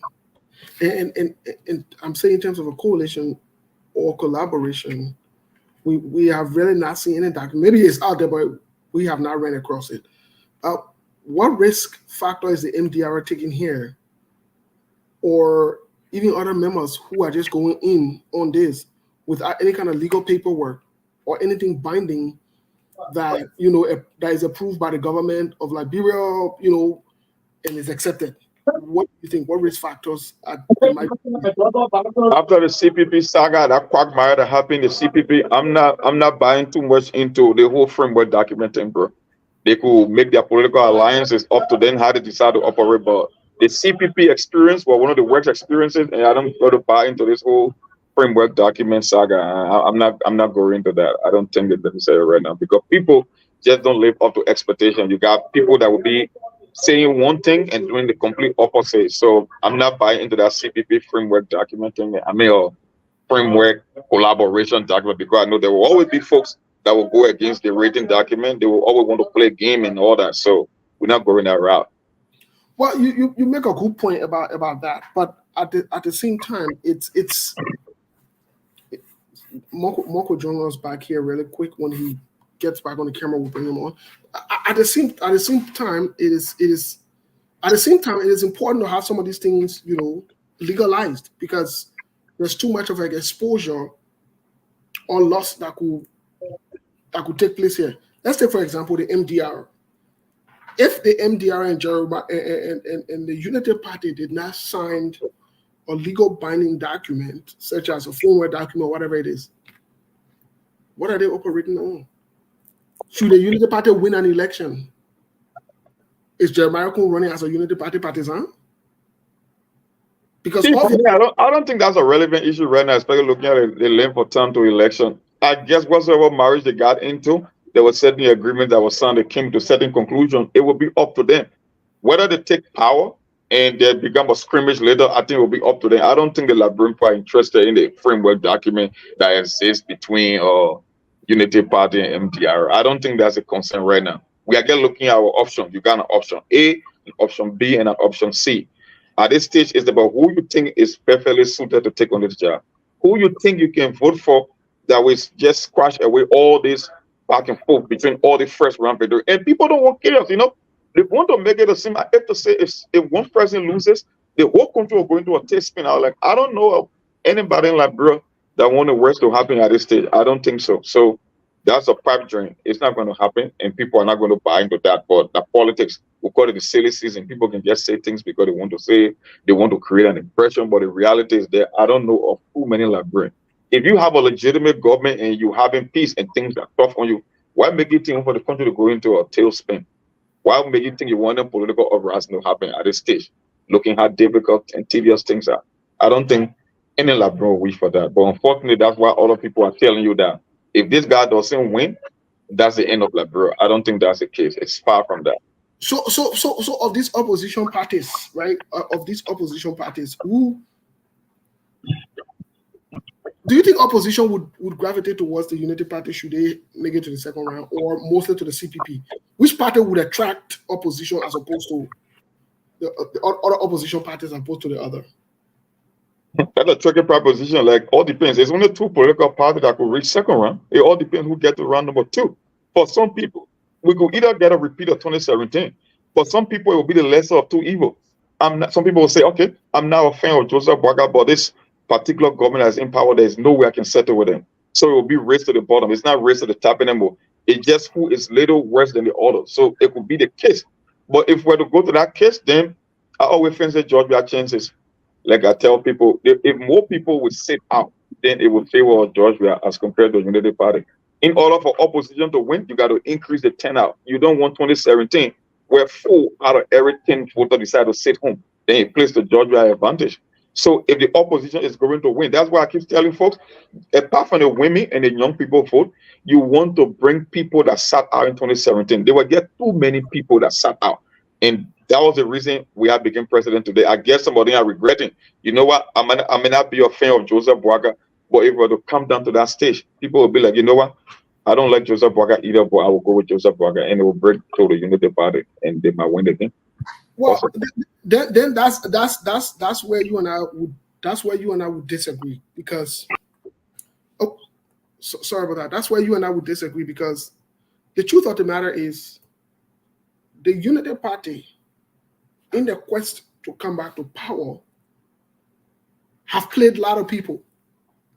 They've created a lot of bad name and stigma for themselves out there. Whether you like it or not, these are just the facts. Apart from the CPP, even the Benana Ure, the Costa, and other people that they play, it's not sitting well. So, like you said, in as much that we have a repeat, in as much that there could be a repeat of 2017, CDC's sedition, I can say it, would be enthusiastic. They would be ready to come out in the numbers should they meet Joseph Boaga. That is a fact. It will rally their base too. Exactly. It goes both ways. It's a double-edged sword, because people will be like I said, that's why I said my process of elimination start with CDC and Unity Party. I think they are one of the same operating from two different extremes. Yeah, exactly. If Joseph Boaga was to go into second round, it could also motivate more sedition or people that think against them to go back and join their bandwagon. Because, like I tell folks, Georgia argument, you listen to the campaign trail, Georgia is not the most eloquent person, but if you can really pay attention, you will understand at least the point he's trying to make. Georgia is telling you, even if I'm not performing as you expected, you got Unity Party. I mean, you got me as a result of Unity Party. It was because Unity Party performance that Georgia became president today. People just got mad. People believe Maranseri took a foot off the pedal and they were looking for something different. That's how they resulted with Georgia. So if I'm not performing, then Unity Party cannot be the one to replace me. Find somebody else. That's exactly what Georgia be saying. And for Unity Party, they will be like, okay, yes, you told us that you wanted something different, you wanted a generational change, but look at the guy who you got there. He's worse than us. So Unity Party argument is not about their strength, it's not about success, it's all about compare the past failure to the present failure you are getting right now. So, like I said, it's a race to the bottom. It's not a competition that is based on merit. It's all about who is worse than the other. That's why it is. And I don't think any sensible Liberian want to go back to that. That's what I'm saying. That's why most of them. That's why the both parties keep setting this platform for chaos, because they want to project that they are strong, but equally so they know that the reality just don't support the fact. So maybe they just want to come with chaos that everybody, worst case, people can say, okay, if the election was to end up in a chaos, maybe ECOWAS with stable international community will come in. You can put in an interim government in that way. We can all lose, but nobody is going down. I won't stay here. That's why I keep telling the people, look, the idea, if you look at it in the grand scheme of things, that George Weah will turn over power to Joseph Boaga and his group. I don't know. I don't see that happening. And I'm just saying it for what it is. People might disagree. They can have different opinion, but that's just how I see it. With everything that's transpiring under this administration, to do an easy transition of power from the CDC back to Unity Party, no, it's not possible. I don't think it will happen. So do you think now it's time for the Liberian people themselves to vote in an option that will cancel out these two? Cancel the two. So we're both-headed. Cancel these two. Let's all two evils. You don't have to take, for me, I already had I have a heart in the race. I got my guy in this race. But you don't necessarily have to. You got Gonglo too. You got Clarence Maduba. Like I tell people, in this same society, the top three candidates will be a Comis or Tewan Gonglo and a Maduba. Try something different. Avoid these two. Because you are only marching toward chaos. And they are telling you before time. You see, our people, right? They take election to be some kind of a carnival where people just go to school, wear t-shirt and just dance. They really don't pay attention. Because if you've been paying attention from the beginning, that's the platform they are setting. It's not about who can win. It's all about we both will not accept either way it goes. If George Weah wins, it becomes a problem. If Joseph Boaga wins, it becomes a problem. So what you do to avoid it, go for your third option. It might be a tough thing to do. I know you want to vote on tribal sentiment. You want to vote on party line, but the peace and security of the country is better than anything else. You want to live in peace, avoid these two parties. Try something different. It doesn't hurt. They can tell people, say, like, bro, it's a Christian country, but you read about, you heard about the story where those cripples and the lepers were sitting, all I want to a guy and say, why said yet till we die? We're already going to die anyway. Why we can't just try something different and see what will become the outcome? That's the kind of situation like we're in today. Try something different. It doesn't hurt to try something different. People are warning you what is going to happen. They are giving you all the signal. You are seeing all the facts. I called someone 2 days ago. For the longest time, Bob Nigga has disappeared from the scene. And for some reason, after 2 election cycles, he's active again. Why? I mean, this man been a man of God for more than a decade. I can remember since Bob Nigga got converted, if I'm not mistaken, I think 97, 98. I can remember that whole year in high school. But yet before the white, they used to take people to various school to hear him preach. At the time, he just started preaching from various high school. So I was like, that guy been gone away from politics for more than almost 20 years. Because I'm talking about 97, 98. All of a sudden, I saw him with some vest. Don't try it. And I don't know what on his back. I was like, you know what? It just doesn't seem right. I don't think we want to go back to the good old days. You want something different, like bro, then try something different. It won't hurt the country, it won't hurt you to just try a third option. Because the CDC, the Unity Party, look, these people got so many connections, even at this legislative level. Steve, you can tell the same people that were in those Joseph Boaga in one presidential election cycle, those same lawmakers, it's just the same old thing. It's like a tussle, You got it left and you got it right. You don't have a third option. A Unity Party screw you come out of CDC. A CDC screw you, go back to Unity Party. Come on, that's now a smart game. Do something different. Avoid this conflict and just try something different. That's just why it is. What nigga were wearing the vested rescue soldier? Rescue soldier. Yeah. Now he's a soldier. He's not a pastor anymore. They got rescue train, they got rescue entry, but for him, he only a rescue soldier. If you can pick out the clues down, then I don't know. If you don't have, look, Steve, I tell people the only thing that separates him being from animals is our thinking faculty, is our ability to make tactical decisions under any circumstances. He's telling you, you got, like I said, you got rescue mother, you got rescue father, you got rescue uncle, you got rescue baby mothers, because Joseph Boaga is the only presidential candidate in history that was able to consider the support of a top opponent two maybe mothers. So I don't know how he did it. He got to be a genius to do that. The only person that came with a rescue soldier was butt naked. That's a code. And Prince Johnson is already telling you what's going to happen. So, like I said, it's speaking in code. It's up to you to process that information. But if I were you, I would do the noble thing in the Vote Unity Party and the CDC. Because either way this pendulum swing, it will be a chaos between those two. That's just how I see it. You don't have to vote for our candidate. You got options. You don't only have an option, but you have options with an S. Choose something. Try something different. And I've always said that anything but CDC and Unity Party, you will be on the right path. But Monk, let me ask you this question about after the election, post-elections. How do you see Liberia post-election and Liberians? What's life?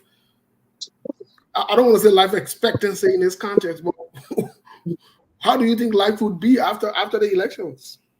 Man, the life. I mean, life after election can only come down to how the election is going to end. If we can settle this thing, we are in a conflict.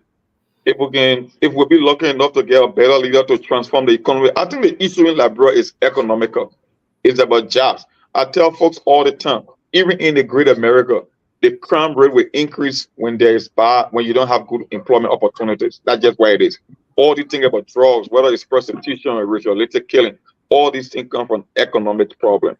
When people cannot put food on the table, when there's no job, we're not optimistic about the future. That's how people express their anger. All the things.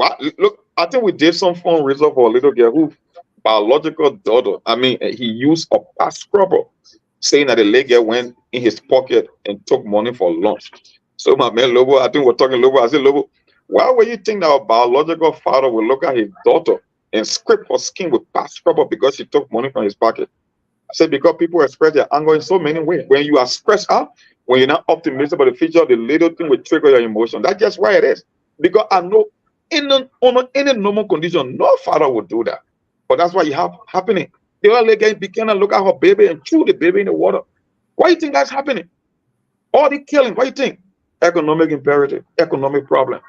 When you don't have food, no way for the future, nothing. My brother, every little thing will trigger you. And it will keep getting worse. All those locals are on the street. People want comfort. It's all psychological. So if we can get a president, I keep telling people, you may not like my guy, but I think for me, I believe in Sun Tzu, the art of war. If I'm going to a war and I'm going to lose that war, I want to end up losing with my best general. I'm taking the best. I will go to bed, sleep well, knowing fully well that I had the best that I put forward and we couldn't win. I'm not going with my second or my third best option. The reason why I support this guy because I believe at this current moment in time, he is perfectly suited to get a job done. You can make the argument all you want, but that's just the reality. You see, our people, the problem with them, it's not like they don't know who is best for the job or the right leader. They just are not ready to make the best decision. That's what the problem is. You call every 10 voter and ask them now, look at the circumstances in Liberia and tell me, we are any interest or we are any favor, who you think is better suited to lead this country? 7 out of 10 or 8 will tell you their comments. But then ask them, will you vote for Cummings in elections? And when you start seeing all the excuses coming, that he's new, he's an elitist, he got people behind their feet that they know too much. And, you know, they keep finding justifiable reason to not make better decisions. Do you think all the guys behind Joseph Kabila will become a better leader? Even Obe, even the Costa of the world. If Costa was running an organization or a business to last, do you think he hired Joseph to be a CEO of that company? He will never do it. But when it comes to other people's lives, that's when they want to play gamble. They want to play this my benefit game. If I will get a job because I'm closer to Joseph Braga or I'm closer to a we are, the vast majority of them will never make that decision. But guess what? That's the politics of it. They will ignore the country, the plight of the country, and go with the individual thing. And that's just the reality. The people know best leader. They can see it, they can feel it. But then knowing something and doing something is two different things. That's just where it is. That's where we are stuck out. So it's a hard thing to go for the best. So let me ask you this question before we wind down here because we're gearing up to the 2 hours mark here. But what do you make of this issue of justice in our country? I'm seeing Liberians are, in as much as it discourages me, What do you make about the issue of justice? And the other person want for justice, the other person want justice. What do you make of it? I don't trust the justice system in Liberia. It's been too corrupt. I know there's nowhere in the world where the justice system is 100% perfect. In Liberia, it's just over the top. We can tell from the Mason boys to the full auditors, to the mafia inmates of the world, to the EPS officer. I can go, the immigration lady from Broadway. You can go there. I can give you a whole catalog of of events that happen in Liberia, and up to now you cannot dispense justice. So for a guy like Musadim and others who are compromised, who are in the regime pocket, I can't make any case for justice in Liberia under no circumstances. It's just not there.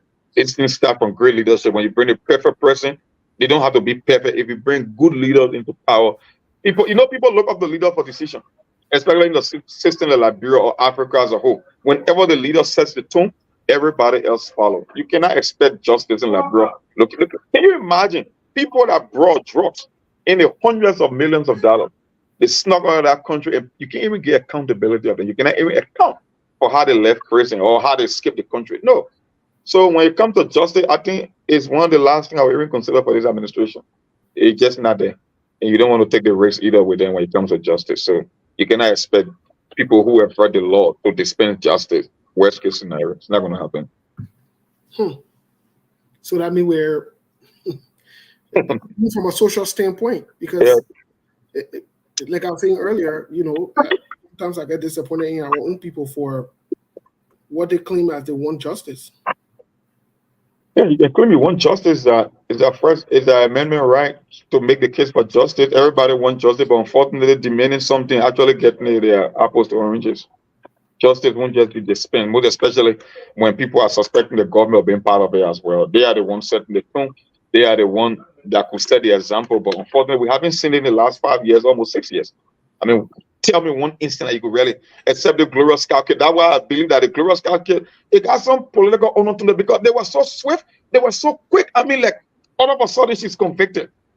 I mean, I was like, how about all the other cases that have been on the docket? You cannot even address them. All of a sudden, this case, man, it will just settle in no time. No, I can't trust this administration when it comes to justice. It will be one of their weakest areas in terms of gauging their performances or what they're capable of doing. You can make the case for justice.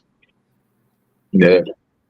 And even the other side, when you got a guy like Prince Johnson, for the first time, one of my men called Jim Adler, who always share idea, he can call me sometimes. Jim Adler says, Cyrus, logically, Prince Johnson is always supporting the party that's in power, right? That's what he did. He crossed Madam Sally across the finish line twice. But for the first time, he's not on the ballot and he's supporting the other side. Why do you think that is the case?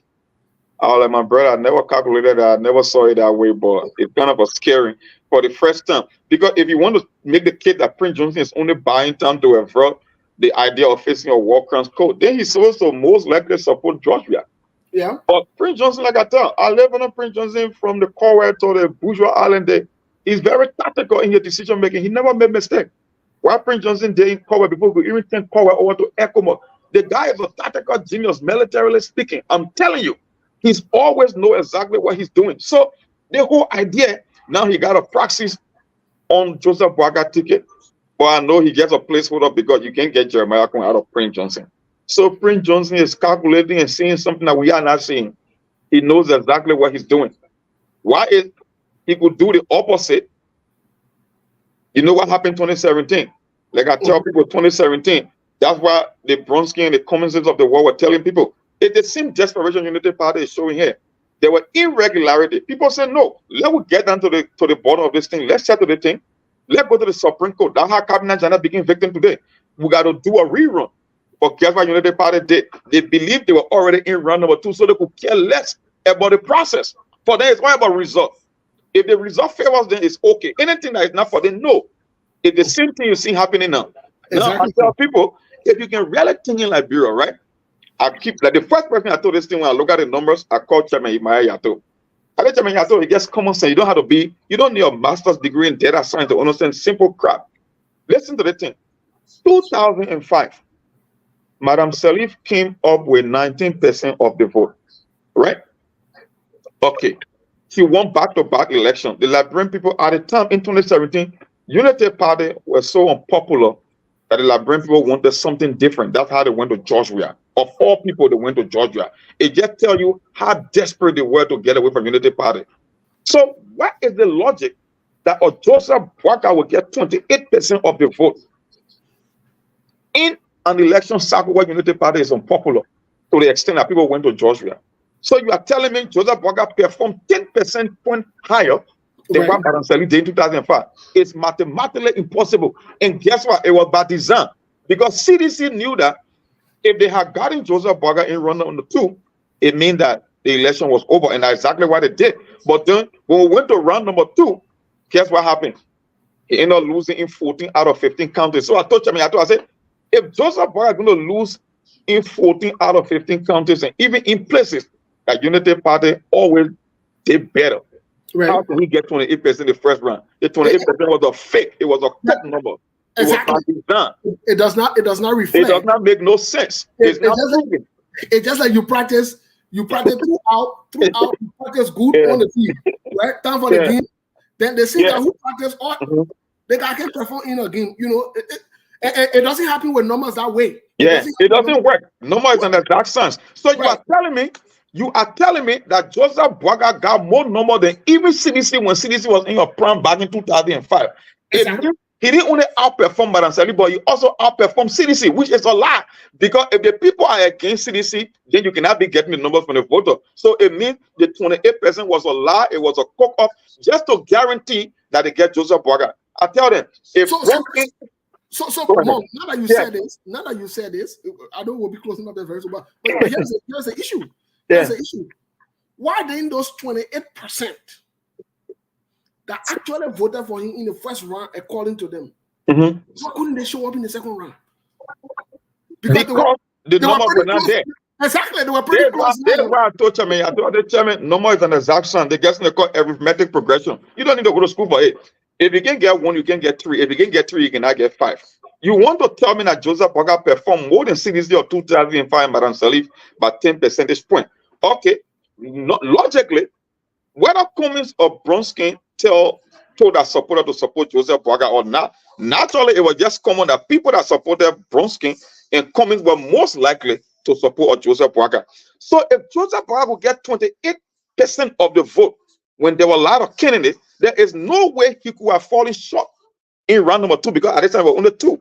So let's just assume that just let's say 50% to 3/4 of Cummings and Bronskin supporter has supported Joseph Boakai, then it means he was going to win. So the only logical conclusion he can make from that scenario was Joseph Boakai 28% was a lie, it was a fake, it was just inflated to guarantee that they get him in round number 2. Because Georgia and Baranseli understood that if you put Bronskin in that race for Georgia, by this time there would have been no Georgia presidency, or whether it would have been anybody for that matter. But the moment that it was Boakai, the Liberian people never wanted a third term for Unity Party. So it would be stupid for me to assume that Unity Party got 28% in round number 1. It makes no sense. That was a lie. That's the same thing we are faced with now in 2023. The same scenario is the repeat. People just don't pay attention like bro. People don't. Guess what now? That's it. Guess what, Cyrus? And that's why Unity Party in the head thought, because it's on paper which never showed up in the second round. Yeah. They think and they're still running with that narrative. But the truth of and you know how this the whole thing, you know how it came about? Yeah. It came about the fact that Unity Party, when you hear Joe, we are saying that they agree for them to go sunset. Yeah. When you hear Joe, we are saying that was the agreement. And Joseph Boakai is aware of this agreement. Look, listen, this thing is deeper than just the Liberian political talking point. This thing, you remember what Prince Johnson said? He went to vote somewhere. Even his wife who voted for him. Yeah, he won't vote for him. Did not show up. Did he betray himself? Did his wife betray herself? What they did and what they want to do again. This is why, let me tell you something. Let me say this today. You know, because they plan to get CDC this thing, our CDC on a time, just right dress. It was CDC on a time. Because they plan to do that, as evidence by that also, even the agreement for Abachie and the current speaker right now, it was all done between the United Party. Yeah. They agree for that to happen. Now, what they want, what they are shocked at this point, and what they don't want to do, what they're careful about, is they don't want to bring someone like Cummings or Tawan Gonglo in second round. Because you know what? It will expose them bigly, like Donald Trump can say. That's why it is. It's the same thing happened in America here. It's what it's the same thing happening here. Sometimes when I say back, you look at the American situation and Liberia situation, almost like the same.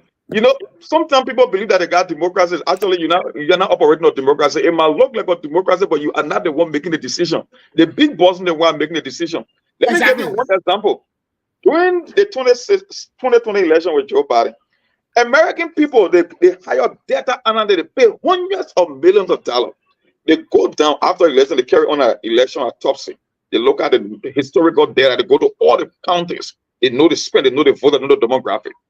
Look, on election night, they call the guy Brad Pascal. He's one of the best data analysts in the world when it comes to social media. He can track everything. Those people are only looking at the numbers coming from Maricopa County in your state. I look at it, they know. I'm looking at 100 years of data. This stuff don't make no goddamn sense. We know how the American people vote. There are only 13 states that decide election in America. You cannot lose Florida, Ohio, and France in the warehouse. It's mathematically impossible. The men look at them and they know what? This stuff here, it doesn't make sense. It's not going to work. Still, they do that. Things were being played all over the place. It's the same thing. And it took Benin Ayure up to the CPP saga before he could agree that Joseph Boakai never inflicted. I said, oh, I thought you guys didn't know. Joseph Boakai never got anything close to 28% in 2017. That was a lie. It was done to guarantee him round number 2 because CDC understood that maybe the Liberian people will not settle with Georgia, but if it's against United Party, they will do anything and everything possible to get away from United Party. And you know what? Before we close, let me close on the note. You know what United Party people there? You know what they there? Remember I said on the show before that there was a meeting held. Joseph Boakai was not in that meeting. I said on the show, I said you were never discussed in that meeting, you were not in that meeting. You know what the verse? Because they have canceled them on their own game that they will not be part of a game. So they are not happy with that. But let me say it today. Y'all remember this. All the things you see United Party doing, they have getting them a direct call that they will be on their own, the OSA. Yeah. That is why they're pissed off. Yeah. They already raising the red flag. They know what's going on behind this thing. They play the games on both sides. So I want to tell Liberian people, if you want something different about these two parties, they are both victims and beneficiaries of this cheating system. They know it. So you think United Party will just come and say they can win first round? They know there is nobody can win first round, but they know exactly what they're doing. CDC herself, though, they cannot win first round. So who's going to make a case for a first round victory? It's a lie. I will hint on something. When they had a discussion, and we talk about it on the show, the next day or two, if anybody can recall, President John Weah talked about the same meeting that was held when he talked on the rally. You know, there's some things I don't want to say. You don't want to go into detail here. Yeah, before it pinpoints to certain people, but let me say something. The United Party got the information that they are out. So they're confused. They don't know how to handle it. So they rather chaos. They rather chaos than something stable. But they're on their own. You know, one guy, let me give you the story, Steve. When we got Steve, let me give you this story before we leave, right? There's this guy, we used to work for Moody's IT. So they hire our friend in Minnesota to do little, pooling data to see what will come out of the risk in Minnesota. So at the end of the day, the guy who was the boss, he said, even when hello? Moses. The main office own show. You hear me? I want to put you on to yeah. I'm still here. So like I said, when they did the first sample of data, the number came in. So the guy who was the boss, he said, my brother, I don't think it will be smart for the Trump campaign to Moses, you hear me?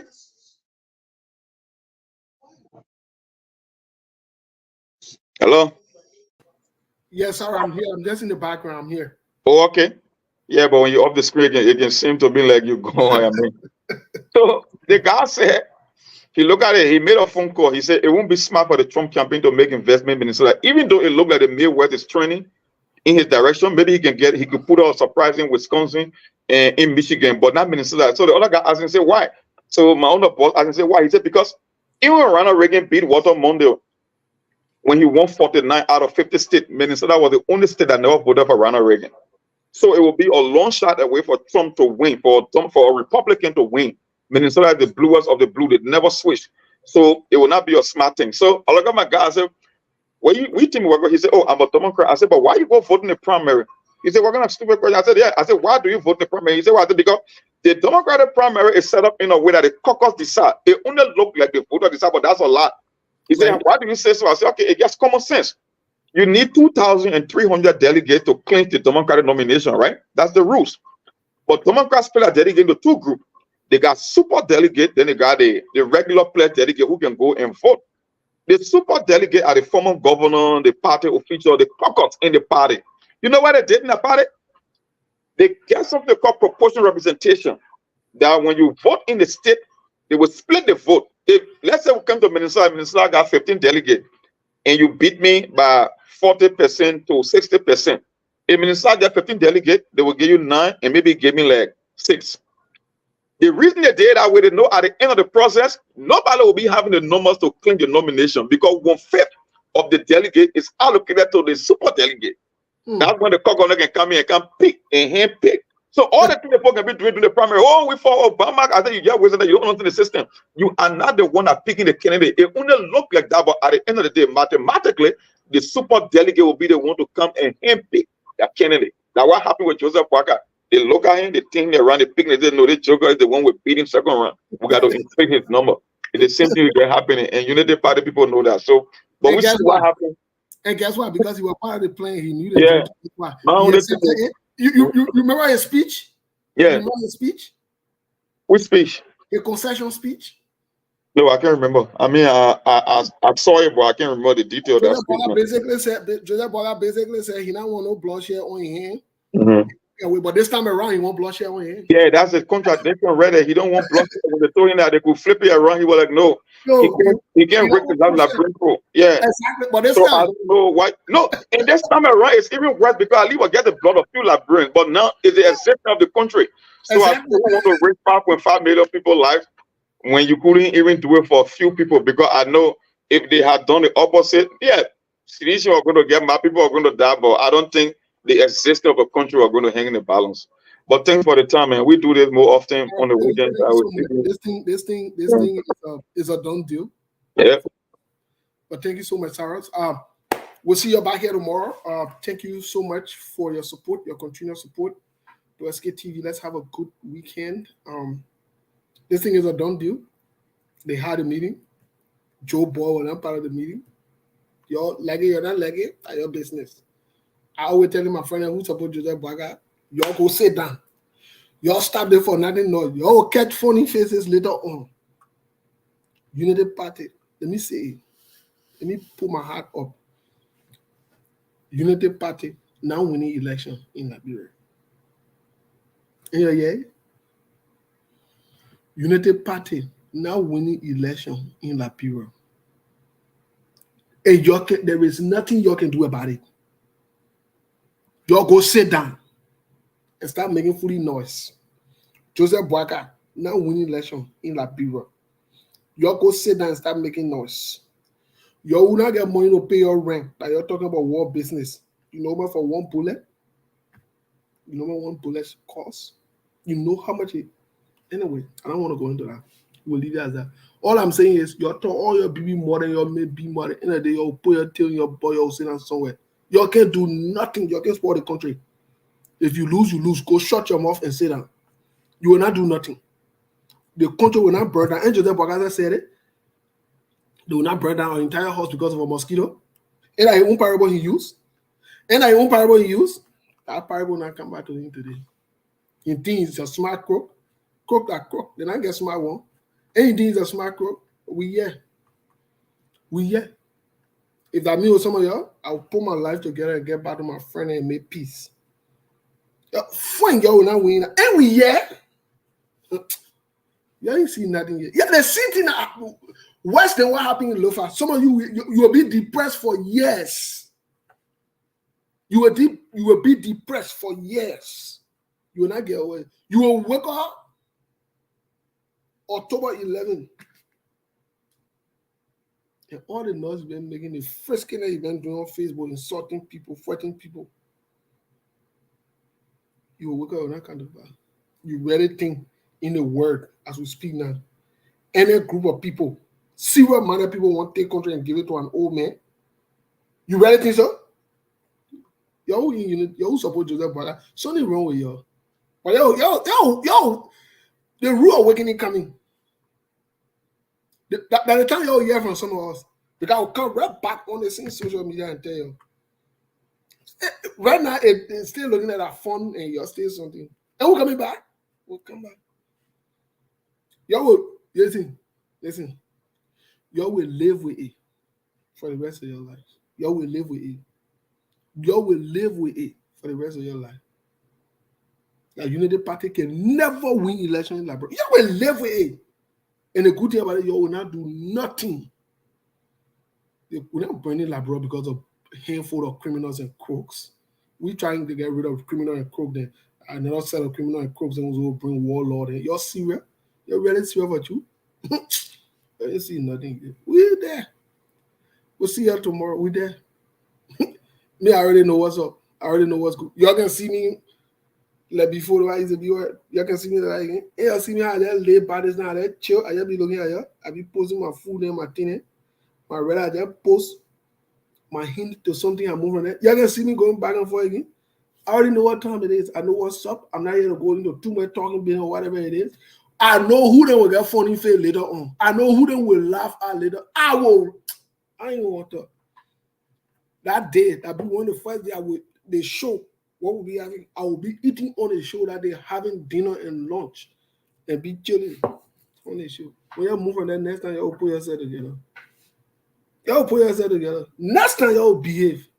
Next time, y'all behave. Y'all say, yo, don't pass around feeding tattoo. And yeah, funny face will catch you. Funny face will catch money on you.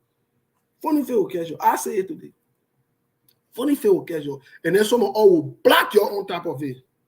Yeah, like one like a hair. And when you come on the show again, while we're discussing your defeat, you won't say, fine, we block you again. Then you got nothing to entertain yourself. You go watch TV.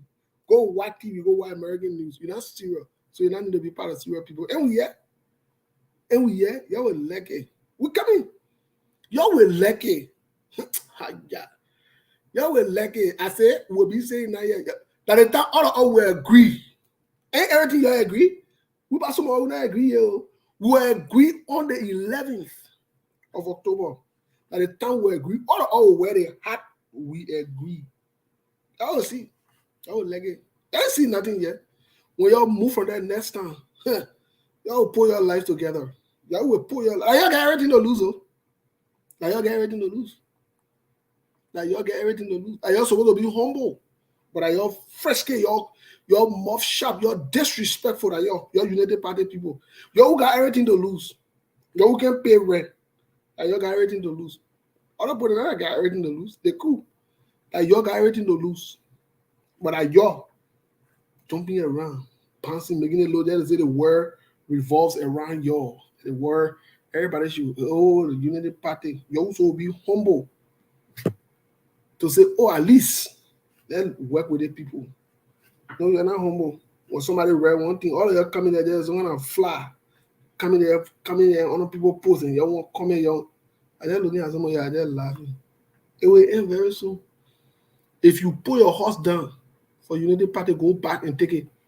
If you put your horse as pawn, it will lead there. If you leave your boyfriend, go back. You leave your husband, go back. You leave your children, go back. I'm sending the early warning to y'all. Go back and mend your relationships with people if you were Unity Party.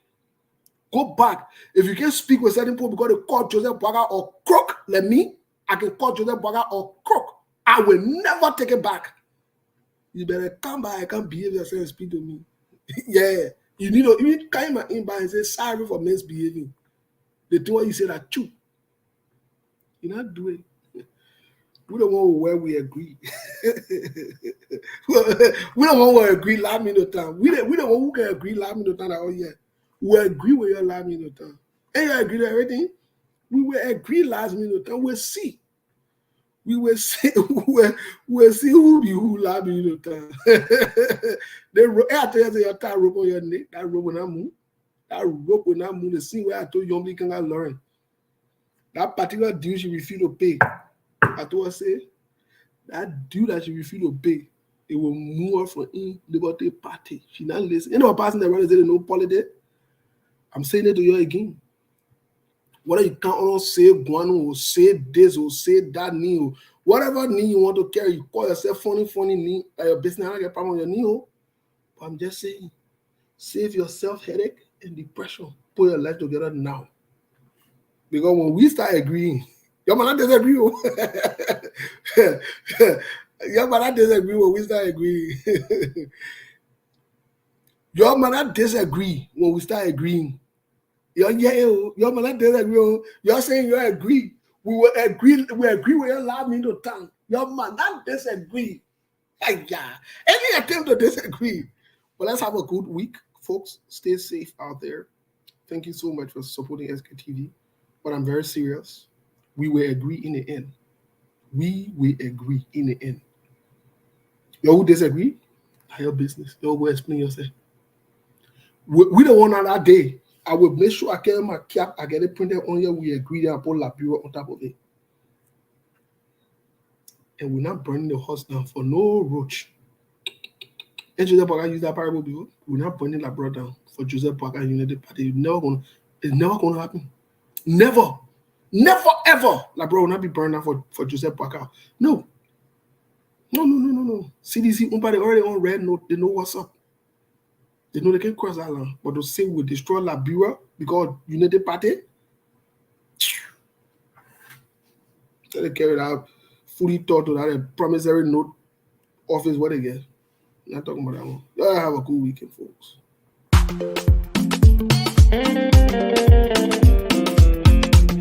You don't even know my story. You don't even know your story, oh yeah. Oh yeah, you know. On the beat, I be a local. So moral. You post your new car on Facebook. But that's so la la. You working part.